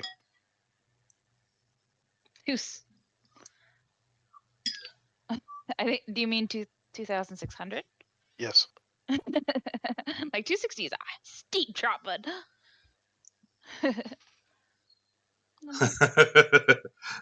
That would be insulting. yeah, you'd be like, "We're done here." Says, "It's more of a discount than I even give your render with 2 items." I was thinking more like 25 off. Zana will look up and says, if you give him 260, I'll give you a blueprint for an item you've never seen. 260 off, you mean? Or 2,600 price? Yeah. The 2,600, I mean. You guys keep saying 260. I'm like, guys, don't. Yeah, it's because Ty said 260, I know. that's why. I know. Yeah. So Adam looks over at Zana and raises an eyebrow and says, "Well, what is this item I've supposedly never seen before?" She points at his chest plate where the scarab's sitting. That item right there. It's a marvel of my own invention, if you ask. Hey, looks quite well made. What does it do? That's the fun part. That item will heal the wearer upon voice command immediately and can heal another party member within, I forget the range of the damn thing. 30, I think. Yeah, 30 feet. Another party member within 30 feet for the same amount. Interesting. It's quite the useful item and something that had not priorly been invented as far as Adam knows. She holds up the blueprint. I have the blueprint for it. Just dangling it. Hey, he's a fellow crafter. Now that's how you haggle with a crafter. Adam chuckles a bit and says, "You know what? In appreciation of your gumption, my fellow advisor, Adam sell for 2,550 in the blueprint." She hands over the blueprint and goes back to working on a new blueprint. And then Ty makes up the difference down with the gold. With the 2,550. There you go. I got you your discount. Not that I need the blueprint to make the thing. Artist has already studied the blueprint.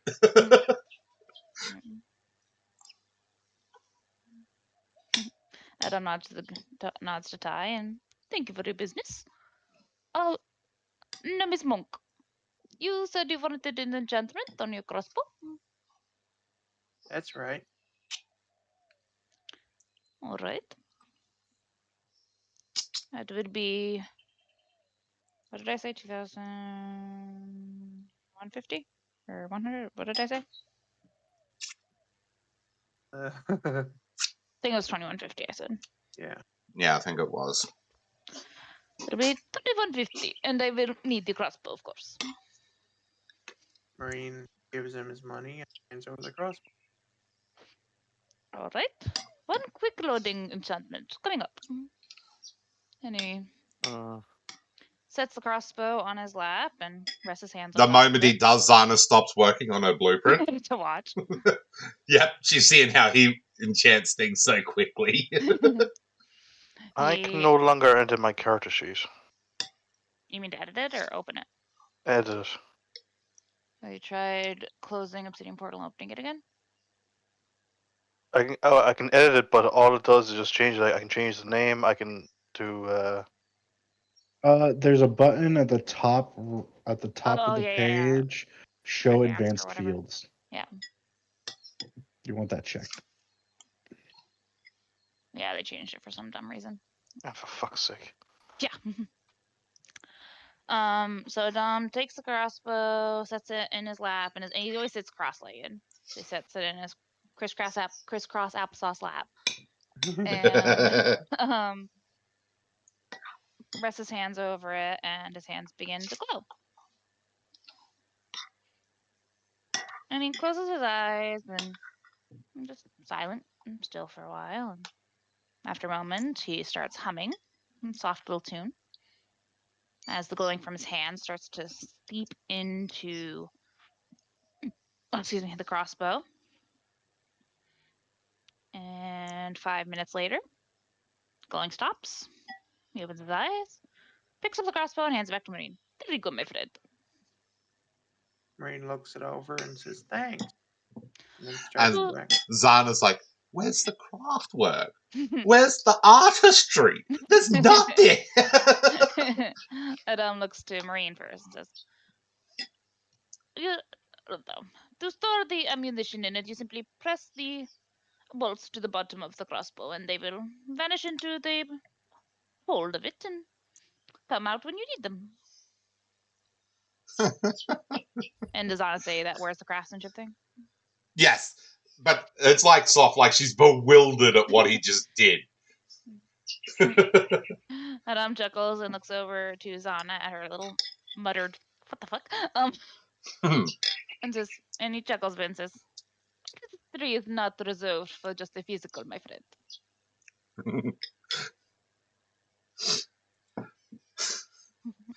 The craftsmanship! It looks the same! Well, sure, it's got a little bit of a magic glow around it now, but that's not the same!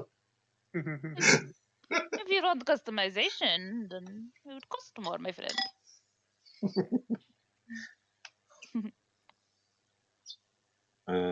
Marine I just love the difference between an arcane crafter and an artificer. Yeah. Marine will pat Zana on the head and say, if I want customization, I'll go to you. Aw. I mean, she's a master blacksmith. She's a fucking... Mhm. She's a crafter. She's not very good at combat. No. Until it's like, fine, activate this scroll I made. Yeah. Poof, combat ended. Yeah. Okay. But Adama, just thank you all for your business. Adam will be up the entire night, so no need for watches unless you do not trust Adam, which is fine. We are fairly new friends. But it is getting late, and Adam recommends that those who now need to still sleep should probably do so. Zana definitely needs sleep. Oh yeah, everyone still needs sleep because no one's attuned to the rings yet. Yeah. So. Zana's like trying to stay awake to help artist work on this blueprint. Starts nodding off, and Ty just picks her up and puts her in bed. Yeah. I'm actually And debating artist about drags giving the blueprint into the tent to keep working. I'm actually considering giving the ring to Zana instead. Well, well, actually, we only have 2 rings now, so yeah. Oh Kitteh yeah, has one, Maureen didn't Ty buy has a one. ring. Maureen didn't buy a ring. She got the enchantment.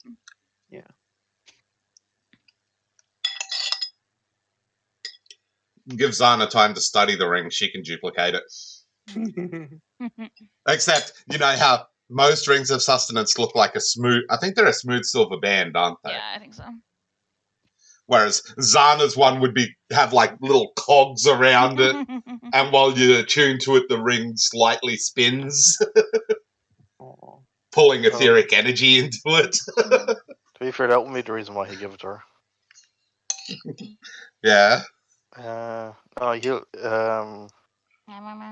Ty's looking at the ring. He's holding it, and then in his peripheral vision, he sees Sana. I'm presuming she's working on her own thing. Yeah, she's working on the new blueprint. As he sees her looking at the blueprint and trying to work on it, he looks back at the ring, the back of her. Then he kneels down and gives it to her, and he says, "You need this more than I do." Aw. She looks at the ring, looks at him, and is like, "You just bought it." For you, silly. Aw. It's cute. She's still... Then she's like, "I'll take it, but you gotta tell me what I did." He looks at her and places his hand on her head, and he says, "You did good." You did good. That's funny. Okay, I gotta do this. I gotta. Roll. What are you on? A Sheep will tone. save? Yep. What's she doing? She accepts the ring and has a big smile on her face. She 100% believes you. That's great. Logical inconsistency aside, she 100% believes you. I did good. What did I do? But I did good though. But what did I do? What did I do good at? Why did doing good need to be forgiven? Georgie stops asking what she did because she did good. Yeah. That's funny. Well, she did just roll on that one. She is 100% convinced. Oh yeah, absolutely. So everyone settles down for bed. Does anyone do watches, or are you just gonna trust Adam to watch? I will take the first watch. At least with Adam before he goes to sleep. Gibby will take a normal watch for him. So So everyone's just gonna take normal watches. Unless someone tells Zana to take a watch, she's not going to. Okay, so we got first and last watch taken care of. Does Maureen do her third watch? Yeah. So Adam is only alone for second watch. Okay. No bonus. I thought you were about to say And no. I need... it's because rings have the... Yeah, sometimes rings have a bonus, yeah. Yeah. Like a ring of protection. So during the night, anyone who stays awake, does anyone want to have conversations with Adam, or does it just kind of go casual and chit chatty but nothing big? It's casual for me. What about Maureen and Ty? Marina would be asking, so how'd you learn to do all that? The artificer stuff. Oh, the enchanting. Yeah. Tom has, as you could probably notice, some magical abilities. Just kind of picked up the trade along the way. Been traveling quite a while. So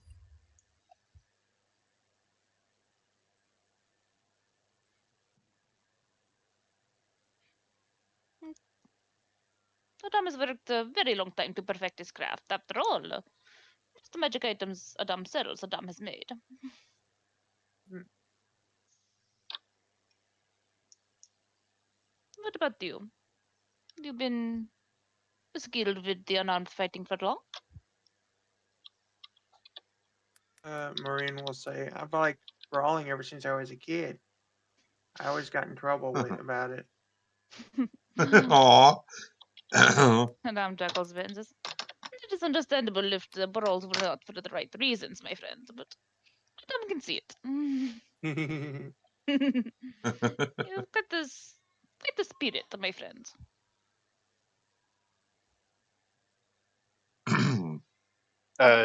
Ty is sitting outside Zana's tent.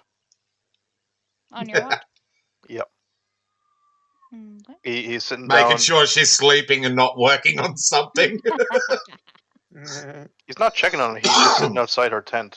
He has his shield planted in the ground with his back leaning against it, and his mace held in one hand as it's digging into the ground. Okay. That's cute. During Ty's watch, unless Maureen has anything else she wants to say on her watch, we'll continue with Maureen. No, he's probably just over No, listening no, to the conversation. So are you awake during Maureen's watch, or are you talking about you're doing that during your watch, or are you just doing that all Oh, day? yeah, during his watch. His watch. So you're asleep while we're having the conversation with Maureen. Yeah, like, but here's the Right. funny thing: like he might appear to be asleep. Yeah, at least still sitting there. I get you. Mm. Maureen, have anything else she wants to discuss with Adam? No, not right now. No. Okay. As Ty is awake on the first watch, sitting outside Zana's tent, guarding all that stuff. Adam looks over after a moment and nods to Ty and says, you're quite a dutiful protector, my friend.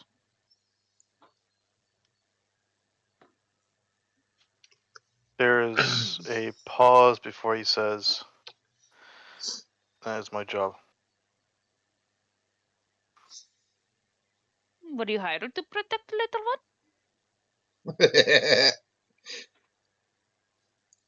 That would be quite a fair assessment to make.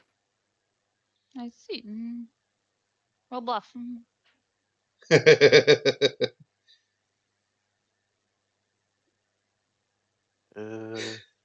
I'm on here too. You fail. I'll be against his roll. What? What'd you say, Ty? Oh, I said, I said you fail. no, I said Yeah, it against that's what his Wolf roll. said. Yeah, against his roll.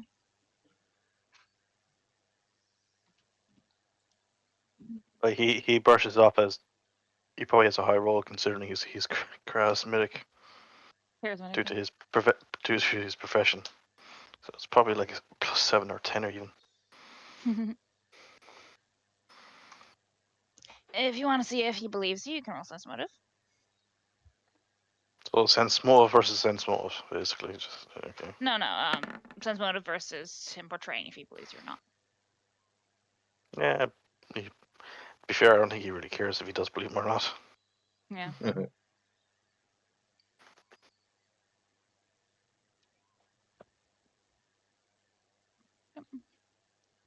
Adam nods and smiles. Says, well, it is a noble profession to protect those weaker than yourself. You have my respect, my friend.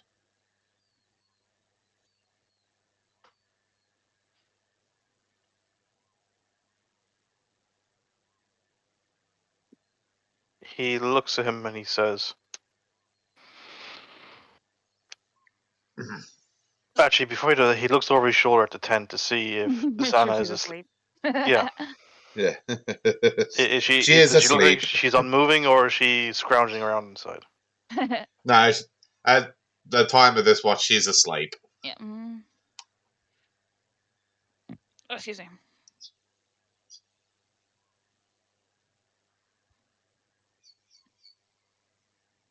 Wolf? And the first time I say since Adam has met him, his voice has changed. Like normally he's very kind of passive or bland, even though that's what he comes across as. But it's kind of like the first time his tone of voice has changed. He sounds a mixture of both seriousness and almost scared. Mhm. And he says, "Do you know who I am?"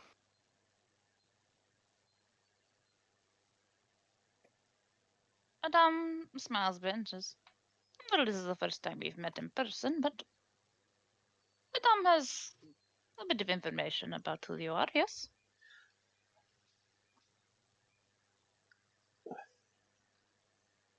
To what degree? To what degree? To the degree to know your connection to the little one and where you've been. And where you been? Who are you?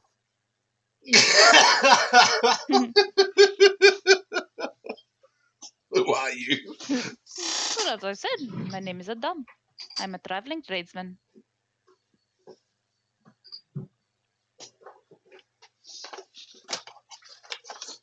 Sense motive. Go for it. Oh, this encounter. Holy shit!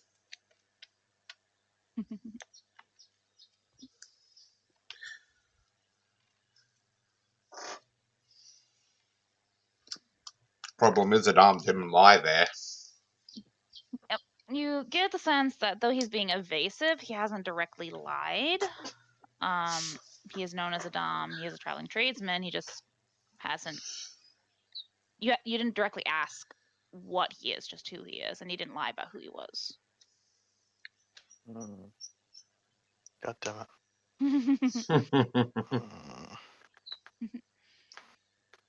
Could also Oh ask, god, how don't do you tell me know who I am? Wolfram's gonna show up here. I mean, if Adam could show up, Wolfram could show up. Difference is Adam's aware he can show up. Wolfram's not. Yeah, Adam would have to bring Wolfram. Yeah, basically. Wolfram just be like, ooh, new skirts to chase.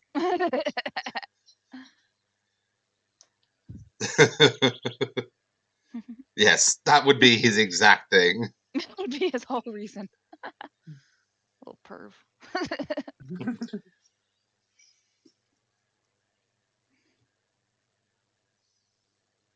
I can leave back home to Athia and Isabella for a while. I haven't been here long. How does information about me be known so easily by you? But I can assure you, my friend, information about you is not generally easily known. It's just Adam has connections. That doesn't answer my question, though.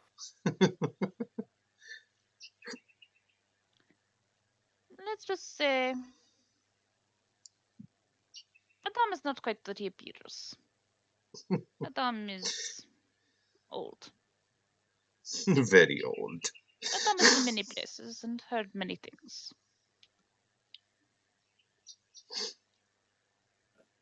Do I actually recognize this guy? Intelligence?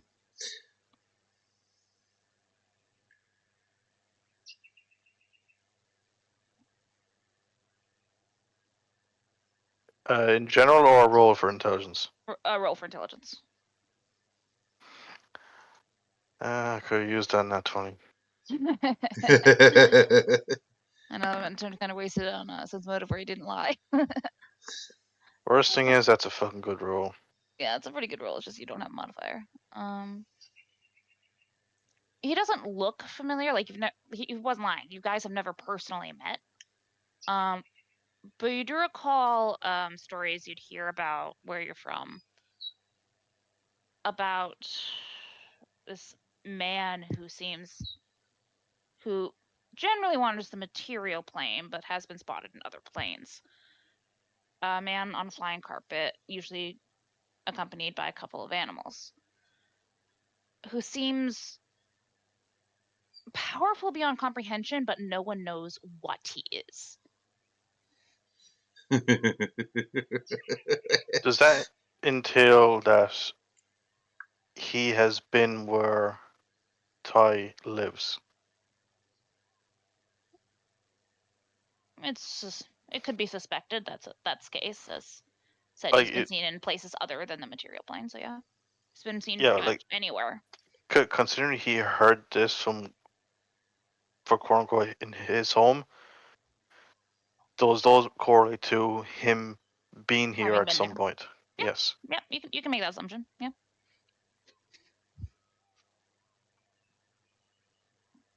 He just kind of looks at him and there's a kind of long pause and he just says, "Son of a bitch." Son of a bitch. Quite the language, my friend. But what is it for?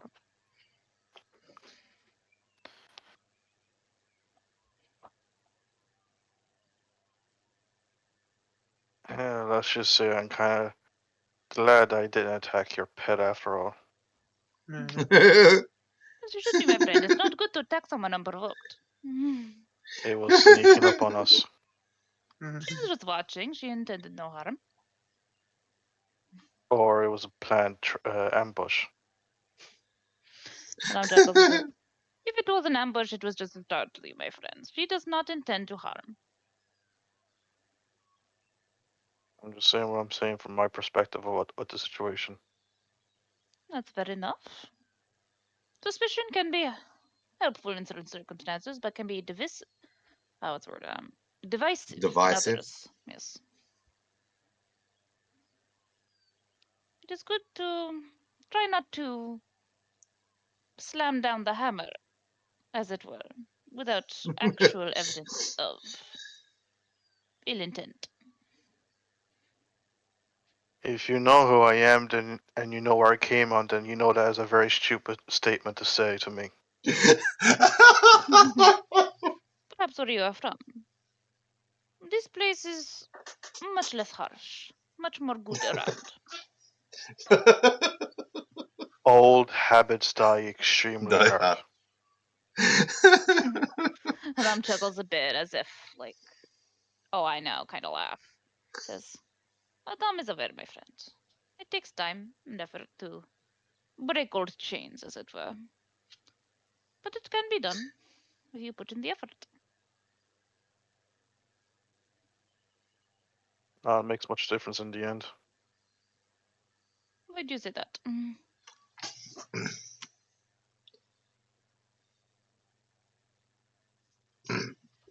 It matters not. It matters not. Clearly it matters to you, my friend, but if you do not wish to share with old Adam, Madame will not make you. Just know that Adam sees a lot of good and a lot of bad. But there is always hope. Hmm. That is the Hope. one thing that can keep this world turning, is hope.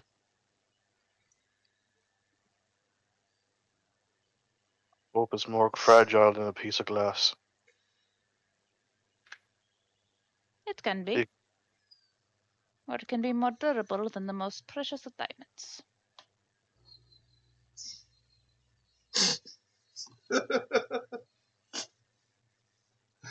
It depends on how much effort you put into it.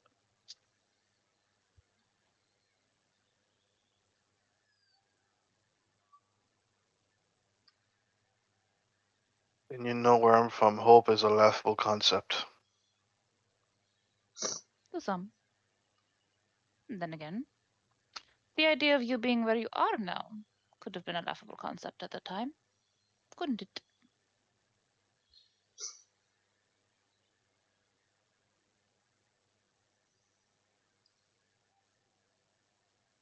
Guess you're right. Ram smiles a bit as you say that. Adam is not here to lecture. Adam just does not like to see friends with bleak outlooks, as it were.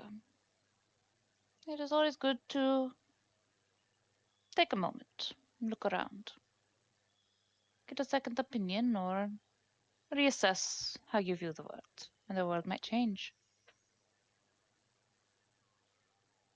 This world matters not to me. It has no meaning to me. Oh, that's harsh. Adam smiles and says, Yeah, but think about what he said very carefully. I'm pretty sure I know. Adam Yeah. looks Adam looks at Ty with a bit of a knowing look and says, Adam was not speaking in the literal of the worlds, as in the physical planet. More than that can be the world to someone.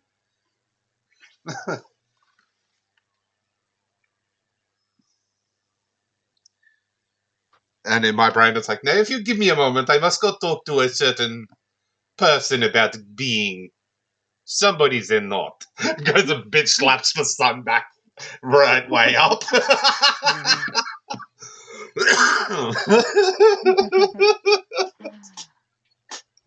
Oh, that's funny.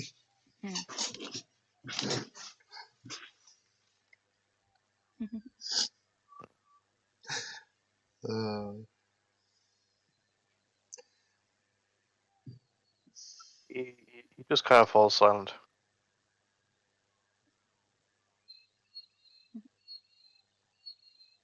Adam smiles and looks back at the fire that he's been keeping going and says, would you like some tea? Might help settle the mind.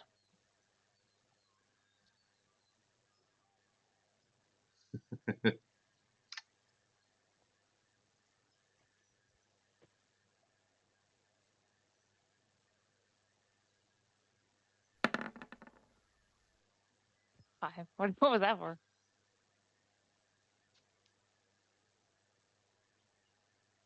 Sure, I'll take it. I'll take a sip. Adam smiles and heats up some lavender tea and offers you a cup.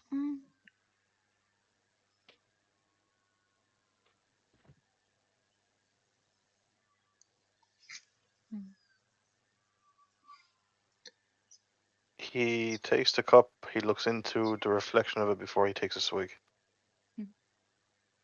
It's very good tea.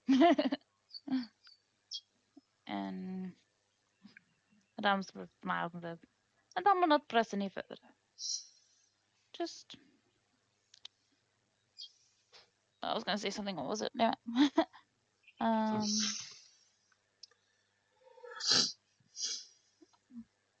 It was something profound, wasn't it? Probably, yeah. He says, Adam will not press further, but just remember to enjoy the moment. Though they are fleeting, they last in memories. And he goes back to tending the fire.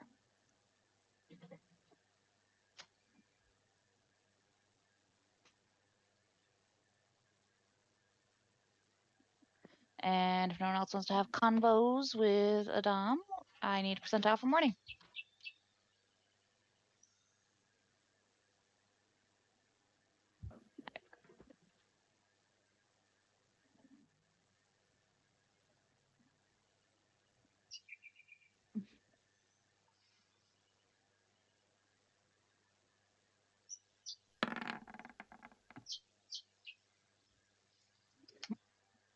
So close, but so far. Not an that one.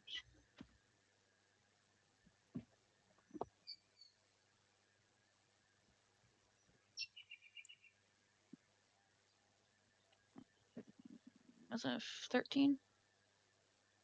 Yep. Today ain't a good day to travel. That's for damn sure. We got a thunderstorm on our hand, boys and girls. Hey, don't forget Cyrex. Lyrics is a girl. What? You said. Wait. Cyrex is a girl, For yeah? boys and girls. Yeah, I said boys and girls. Oh, yeah, I thought you said girl. No. Implying Marine. Yeah. Well, No, Zana's a girl too, so. But yeah, it is thunderstorming, and as you all wake up, you see it is pelting rain outside. But the fire's still going. Because Adam is over it on his carpet, and Adam is perfectly dry.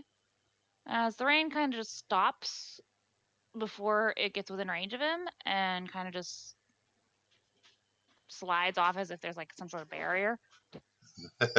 Like the idea that the rain hitting Time Manicus is not really quiet. Ding, ding, ding, ding, ding. Rain hitting a Yeah. metal roof. ASMR right there. Yeah. As Adam sees first person up, is good morning, my friends. What would you like for breakfast?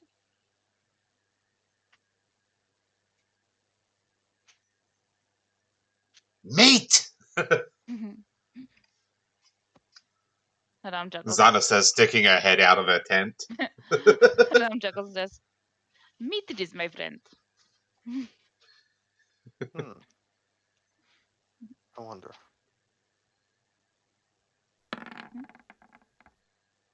Interesting. Or- Okay. Interesting. What was that?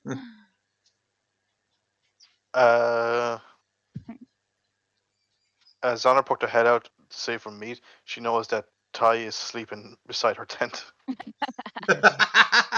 Like he's leaning against the shield, his head's cocked down, but he's still like fully on gripped onto his mace and stuck into the ground. And He's ready to fight at a moment's notice. But he's clearly not awake. You hear a little bit of snoring from inside. Mhm. Little echoed snoring. Yeah, that's the funny thing. It's echoing.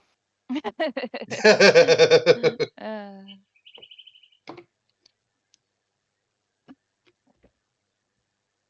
Oh.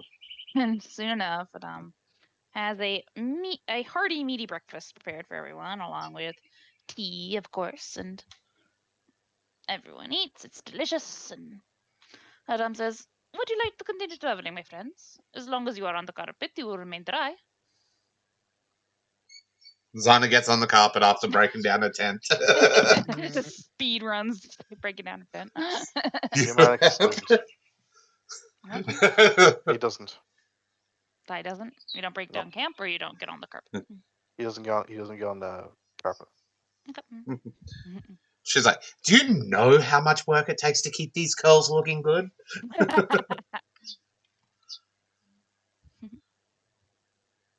Rain You gets notice, all. you notice that he's gone. He's been very awfully quiet this morning, more than usual. He hasn't. Summerine said she got on. Yeah. What about Gibby? Maybe we'll get on. Okay. Num smiles as everyone gets camped down, and mostly everyone gets on the carpet, and they set out. And they're traveling a while, and you guys throughout the day will sense the ping getting stronger and stronger, and then at one point, as it's like getting really strong of a ping, you feel like you've passed the ping as it starts getting softer behind you. Oh no, we gotta go back. Ty stops in his tracks and just looks behind him. Where Ty stops, you sense the ping coming from below, just ahead of where you're looking. He walks back. Adam stops the carpet when Zana says we gotta go back, and brings you all back towards where Ty is. Mhm. Is this the place you wanted to go, my friends? Ty's like walking Somewhere around around the area. here. Sorry, Ty, what'd you say? Ty's walking around the area. Okay. What'd Zana say? Somewhere around here. They see. So Ty, I assume you're looking for some way down, essentially. You're, like, searching the area. Hello. I'm thinking. Okay. Silence does not answer my question, so I don't know if you hear me.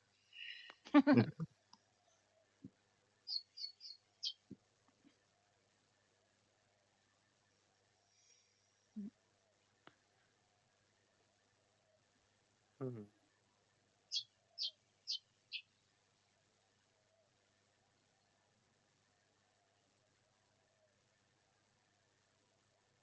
In this open area, is there what appears to be like?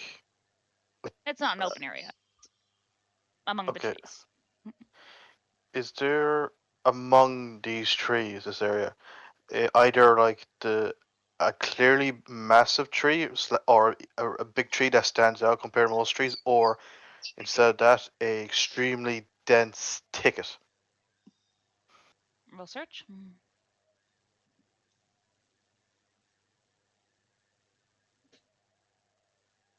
Ah, my life. Why do I have to be?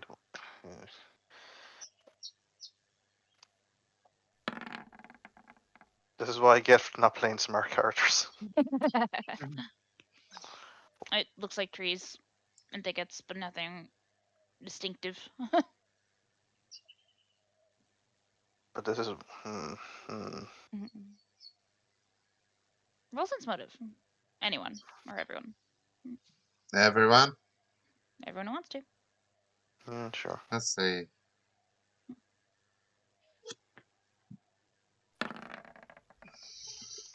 Ah, you whore.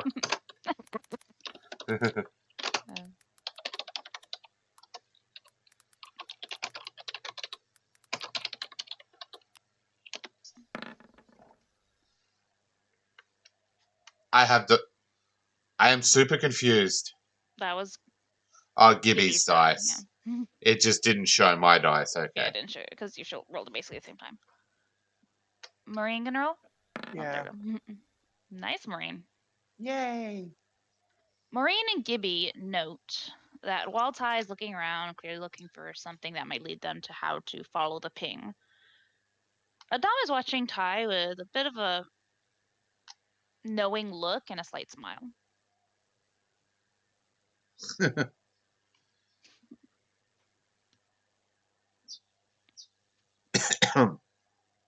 You guys follow up with that? For my sanity, for my fucking sanity, would someone follow up on that? But Adam's watching Kai. Yeah, Adam's watching Ty kind of basically search around for the entrance or however you follow the ping with a bit of like a knowing smile. You give a look to Adam and go, you know what we're here looking for, don't you? Adam looks over Gibby and smiles a bit and says, Adam has an idea. I know what is Share? in this area. Any information would be helpful. Adam nods and says, and he nods towards the south direction. Says, "If you want to get down there, the only remaining entrance is that way. Just a few Was yards. that anywhere near where Ty is wandering? You're kind of more towards the northeast of that area, so no." Gibby will go and search for Spencer.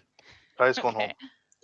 Okay. Ty's going home. You can go home. You're in the middle of an encounter. Nope, I quit. He quit. I'm gone. Rand will follow Gibby and Spencer. Okay. Does Anna get off the carpet or? Yes, much to her dismay. And when she's clearly getting up to get off, you watch Artist roll up the blueprint, stick it under one of his little arms, and climbs into her bag. Dives into the bag, yeah. Yep. Keep the blueprints dry. Yeah. I just picture it's funny because it's like you just watch him roll it up under his arm and in the bag. Yeah. Adam smiles at you all and says, Adam will have to part here, my friends. Places to be and all that. More people to help. It has been good to talk with you all. And I wish you luck. And he starts floating away.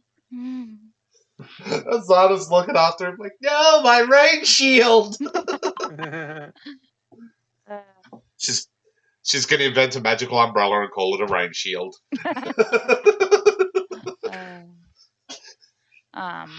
So you guys head in that direction, looking for the entrance that Adam mentions.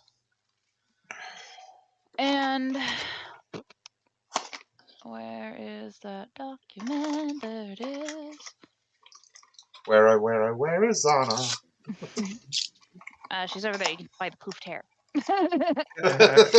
Yeah, you don't see Zana anymore. You just see poof. Or she looks like a drowned rat because, you know, it's raining still, I imagine. Well, because you mentioned the curls, I figured you frizz up. When Kitty would your know. curls get wet, it flops until it It gets dries really and wet, it goes yeah. poof. Yeah, that's true. Yeah. I have curly hair in real life too, Pug. Yeah, I know. Oh. Not as curly as Kitty's, but it's curly. Yeah, not as curly as Kitty's. Mine's also longer than Kitty's, so... Okay. As you all are looking around towards the south of that area, I need everyone to make will saves. Oh, again? Is this As you all... is this a spell or spell-like effect, spell-like ability? No.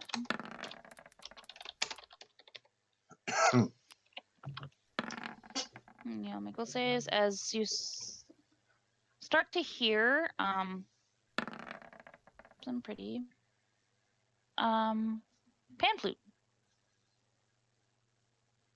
Again? Oh, he decided to come back.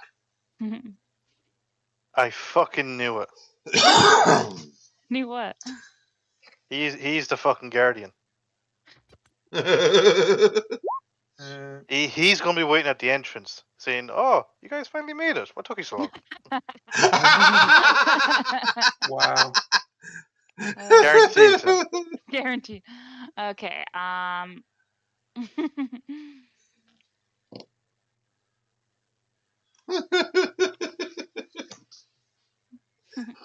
Oh, we got... So Gibby and Spencer hear the pan flute. It's pretty, but they're unaffected. Actually, I gotta roll for Psy. One sec. And okay, Psy is affected as well. Psy, Ty, Maureen, and Zana all kind of like, oh, that's so pretty. You want to find the source of it, and you start following the sound. Oh no. Doody doody doo. Ooh, pretty pan flute sounds. It must be Adam again, because he was playing a pan flute. He was nice. Maybe I can get my rain shield back. Yeah! Maybe he heard me say I need my rain shield back, and he came back for me. Right. Yeah! What specifically conditioned are they under? Charmed, probably. It's an enchantment effect. And it's not a spell-like ability? Nope. Supernatural ability. Ah, shit, it could be a fucking monster that's doing this. More than likely a monster that's doing this. If Gibby is familiar with fey creatures, is this familiar at all to him? Do you have knowledges? Knowledge nature. Roll it with a +2.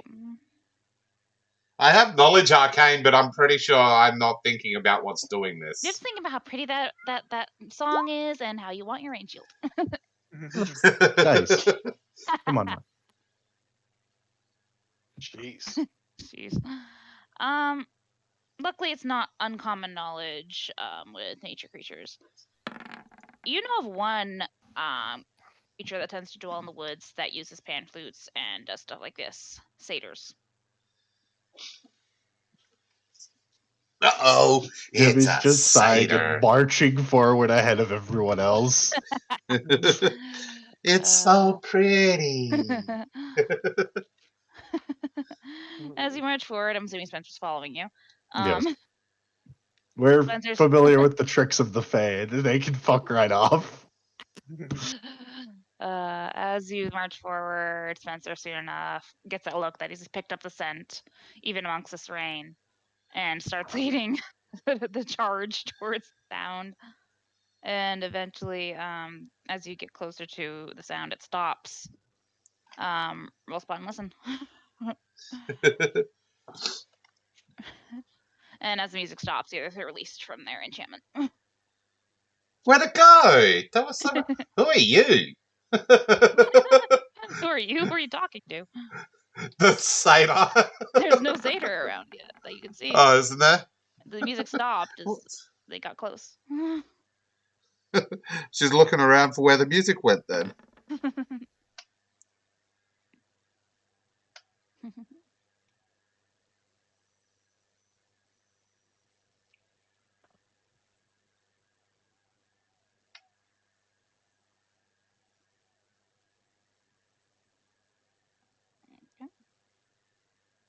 You just managed to spot a satyr poorly stealthily dashing away among the thicket, as if making like at an angle, like they're trying to go around. Mhm. Yeah. They're about probably 40 feet away from you. Gibby is gonna call out in Sylvan. Mhm. Hold on, I gotta think of my words. Hold on. Hold Take on. out a word I'm properly. looking to see if I speak Sylvan. Yeah, you do. I think. Yeah, I do. Yeah, I thought so, yeah. I speak a lot of languages. Yeah, that's right, because I remember you talking to the blink dog. I'm like, blink dogs can only understand Sylvan and blink dog. Yeah. I know. Common. I speak Common. Is that Common, language? Goblin, Gnome, Gnome, Draconic, Elven, Giant, and Sylvan. Mm. Where's my giant's hammer? You don't get one. Oh, also, Kitty, for reference, Mhm. the satyr would regard me as Fae, not a dwarf. Yeah, I know. I know that. Okay. Oh, you've got that thing, do you? The tingy. Nymph kiss. Yes, yeah. Yeah. You're in good standing with a Fae. Mm. Which Fae have you encountered that you're in good standing? The blank dog. Then you'd all have it. No, because you have to take the feet to get it. He has a fairy godmother. Essentially. Basically, everything. That's a dwarf. He's also has Fae blood, so.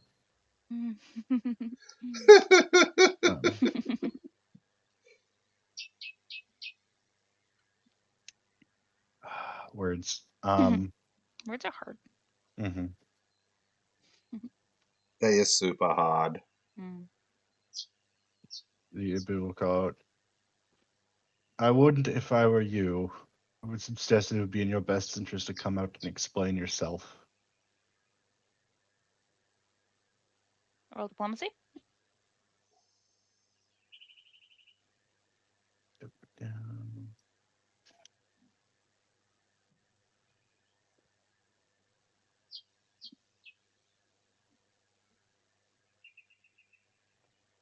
Mr. Diplomat. Very good. The satyr pauses in their disappearing act. And like, try to get a picture.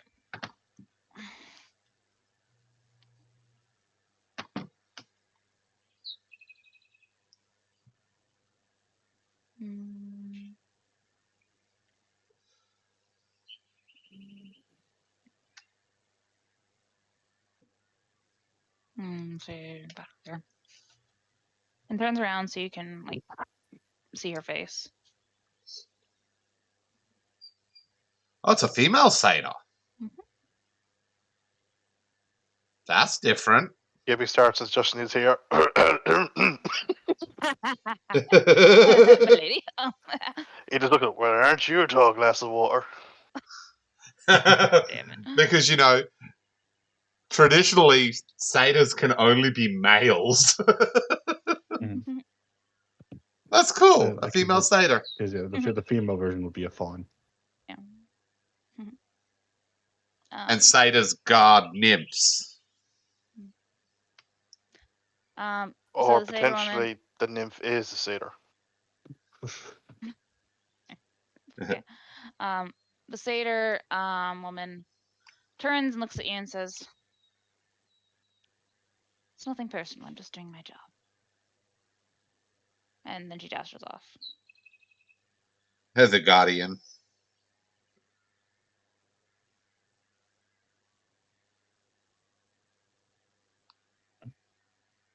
Where do I go? Wait, come back! Your music was so pretty.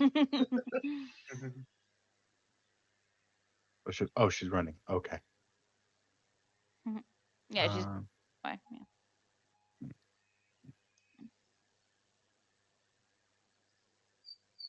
What can I do? What can you do?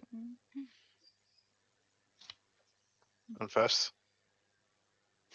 Use your speed, your tubby speed. I have a normal movement speed now. I know. Thank I you know. very much. It's just it's an inside joke of this campaign. The tubby dwarf is fast. He's fast Dwarf is because he's faster than fast. We'll give Spencer a whistle. Mhm. And Spencer's gonna go right here. Because Spencer is fast. What's his move speed? I'm having him dash, but it's 50 feet. Takes a little bit, but he does eventually manage to get around her.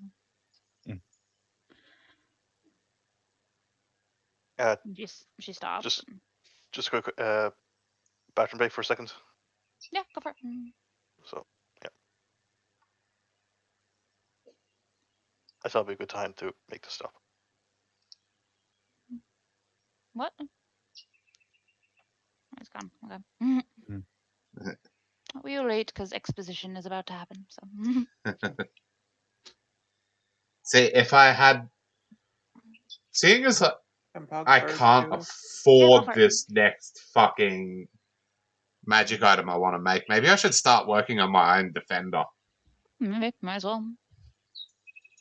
Work on something you can which work will be a homunculus and not a golem, because I can't make golems yet. Yeah, no. Which will be cool. It'll be good to have a iron defender roaming around. A little bit of extra combat power. It'll be Zana's mighty steed.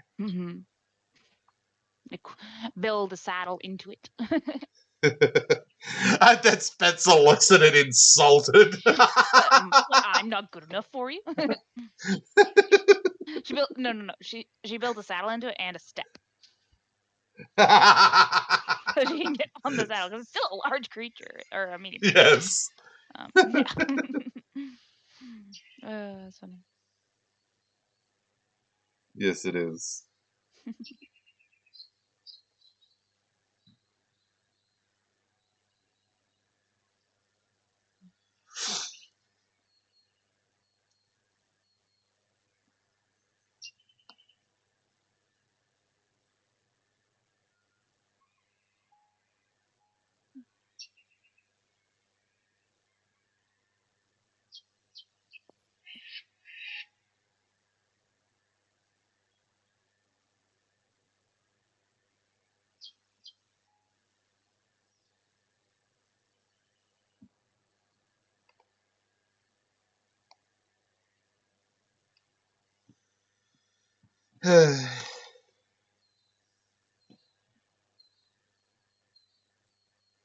Wait, come back. Your music is so pretty.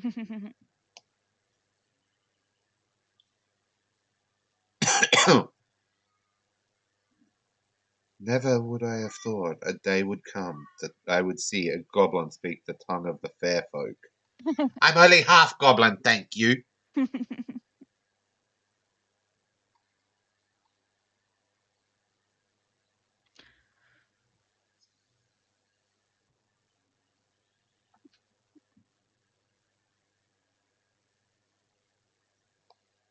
Okay, I'm back. Just waiting on Pug Welcome now. back. Pug also be our bead.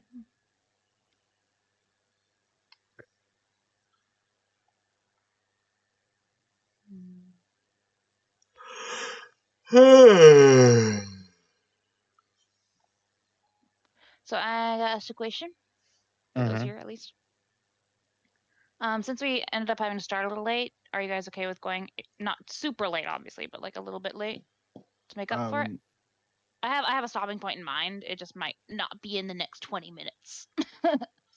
I just Yeah, I I can go need a to bit longer. I need to go to bed at some point. in the Yeah. Again, near future. it'll be at most like an hour after usual stop time, which would be like 7 p.m. Mm, About maybe somewhere in the middle. Yeah. Again, I have a stop point in mind. I don't know how long it's gonna take to get there. If it starts feeling like it's gonna be too long, I'll call it. But yeah. 'Cause I'm drained. I'm Yeah. No, still that's okay. Back. Hi. Welcome back. Hello. Okay. So, uh, Spencer gets around her. She stops.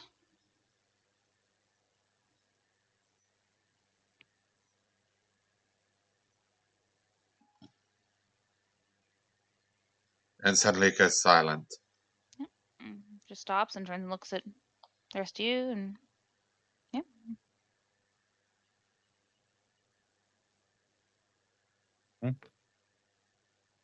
Spencer stopped at Gibby. Mm-hmm. what was that? Waiting on Gibby to say something because Spencer stopped her and she's looking at you. And Gibby will say, shit. Brain. Shit.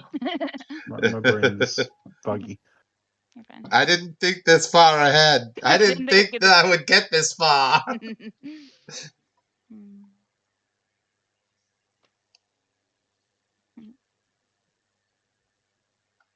Gibby will approach a little bit. Waddling faster than the dwarf has ever waddled.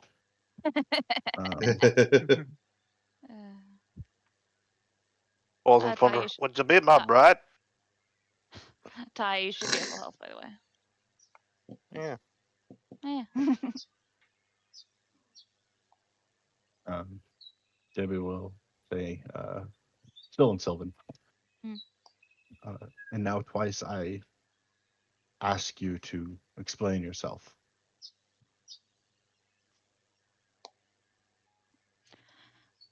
The woman stares at Gibby assessingly and says, I did. I'm doing my job.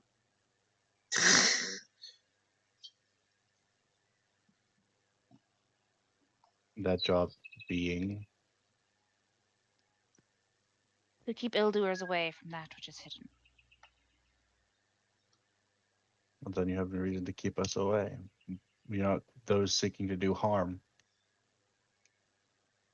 How do I know that?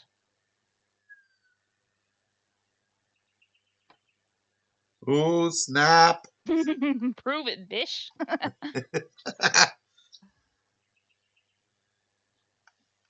I got what I wanted to say in my head. I'm just trying to word it properly. I know. And then the picture I get in my head is Zana gives a big innocent grin, except because, she's got Yeah, razor jeez, teeth. Um,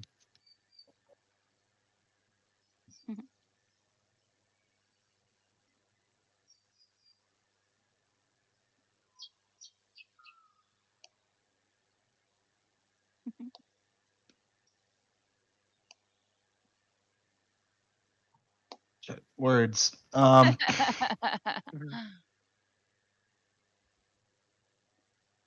didn't do it. Hmm.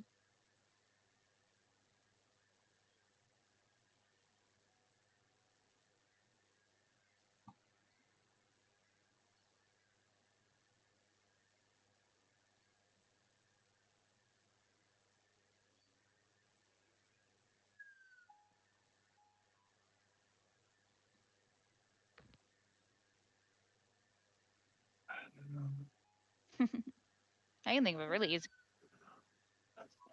Yeah. Throw me a bone. You have cards on you already.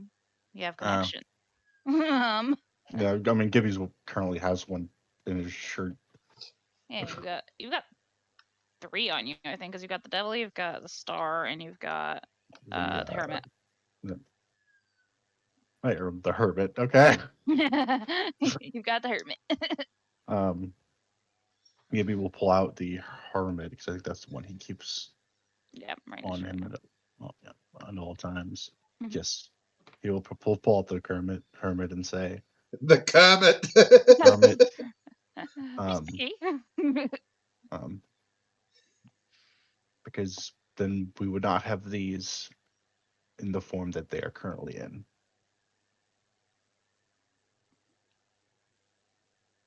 The woman narrows her eyes and says, "Unless you have simply yet to corrupt them."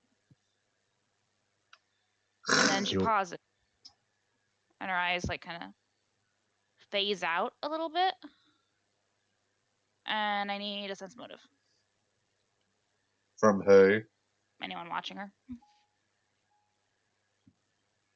Gibby! Hmm? Okay, hold on. What's my sense mode? That's a 2. Sense motive. Inch motive. I'm Inch good motive. at that. Wisdom. I'm an intelligence character, okay? I know. Higher than me. My Anyone else want to roll sense motive, or we good? Yeah. Yeah. Ow. What about time? Uh, mm, 15. Okay. Those who rolled sense motive, get the feeling that it's like she was interrupted, like she heard something, but none of you heard anything. And after a moment, her eyes Ooh. refocus, and she says, she looks you all over once more, kind of like assessingly again, but with less mistrust in her eyes, and she says, "You seek the entrance."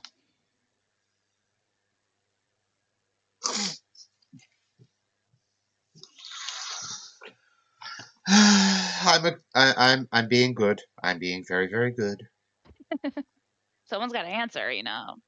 The sooner you guys talk, the sooner we're done. Brandon says, "Yeah, we are." Okay. She seems to consider for a brief second and says, "Follow me." We follow. She leads you back the directions you'd been headed, towards the south, and leads you to let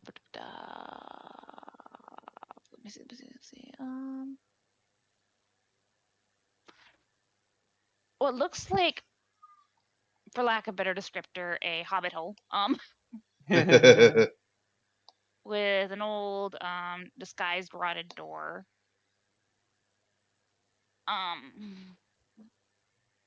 She walks up to it, looks back at them, and says, "I was just the initial precaution. I am also the key." And she walks up to the door and rests her hand on it and says, in Sylvan, Ooh. "I open my eyes and ears to the world. For all that is known is sacred." And there's a flash of a glow over the door, as if magic is being dispelled. And she opens the door, and there's a tunnel leading down. She says, "That is only the second precaution. But you may enter."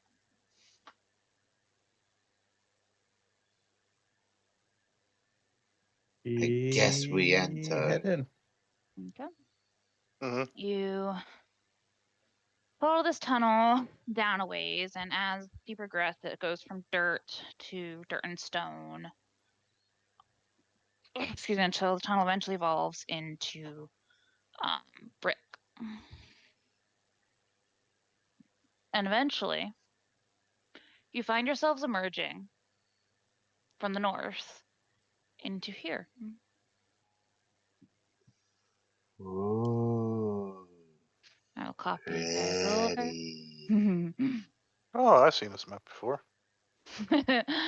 Pinterest, baby. I mean, I'm gonna. I do a lot of map searching, so Yeah, exactly. Pinterest, baby.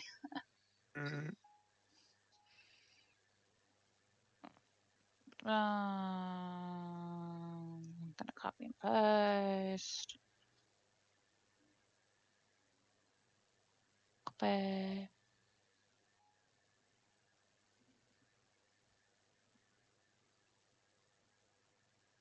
Paste.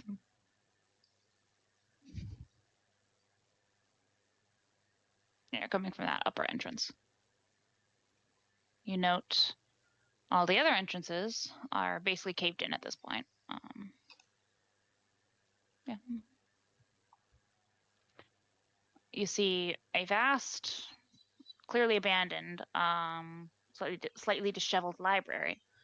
And in the center, you see a glowing pedestal with a book on it. And that is where we'll end. Oh, to be continued. Ooh, Will be it's a continued. book. Everyone beware the book. Knowledge is power.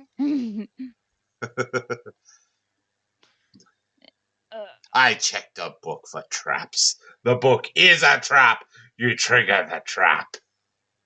Maybe. Curse you! Okie dokie then, I guess. Everybody We have done for the fun. day? Yep. Yeah. Yep. Yep. Bye bye, everyone. Thanks for coming and Bye. hanging. Boy. Bye. Good to be back. Yeah. Yes.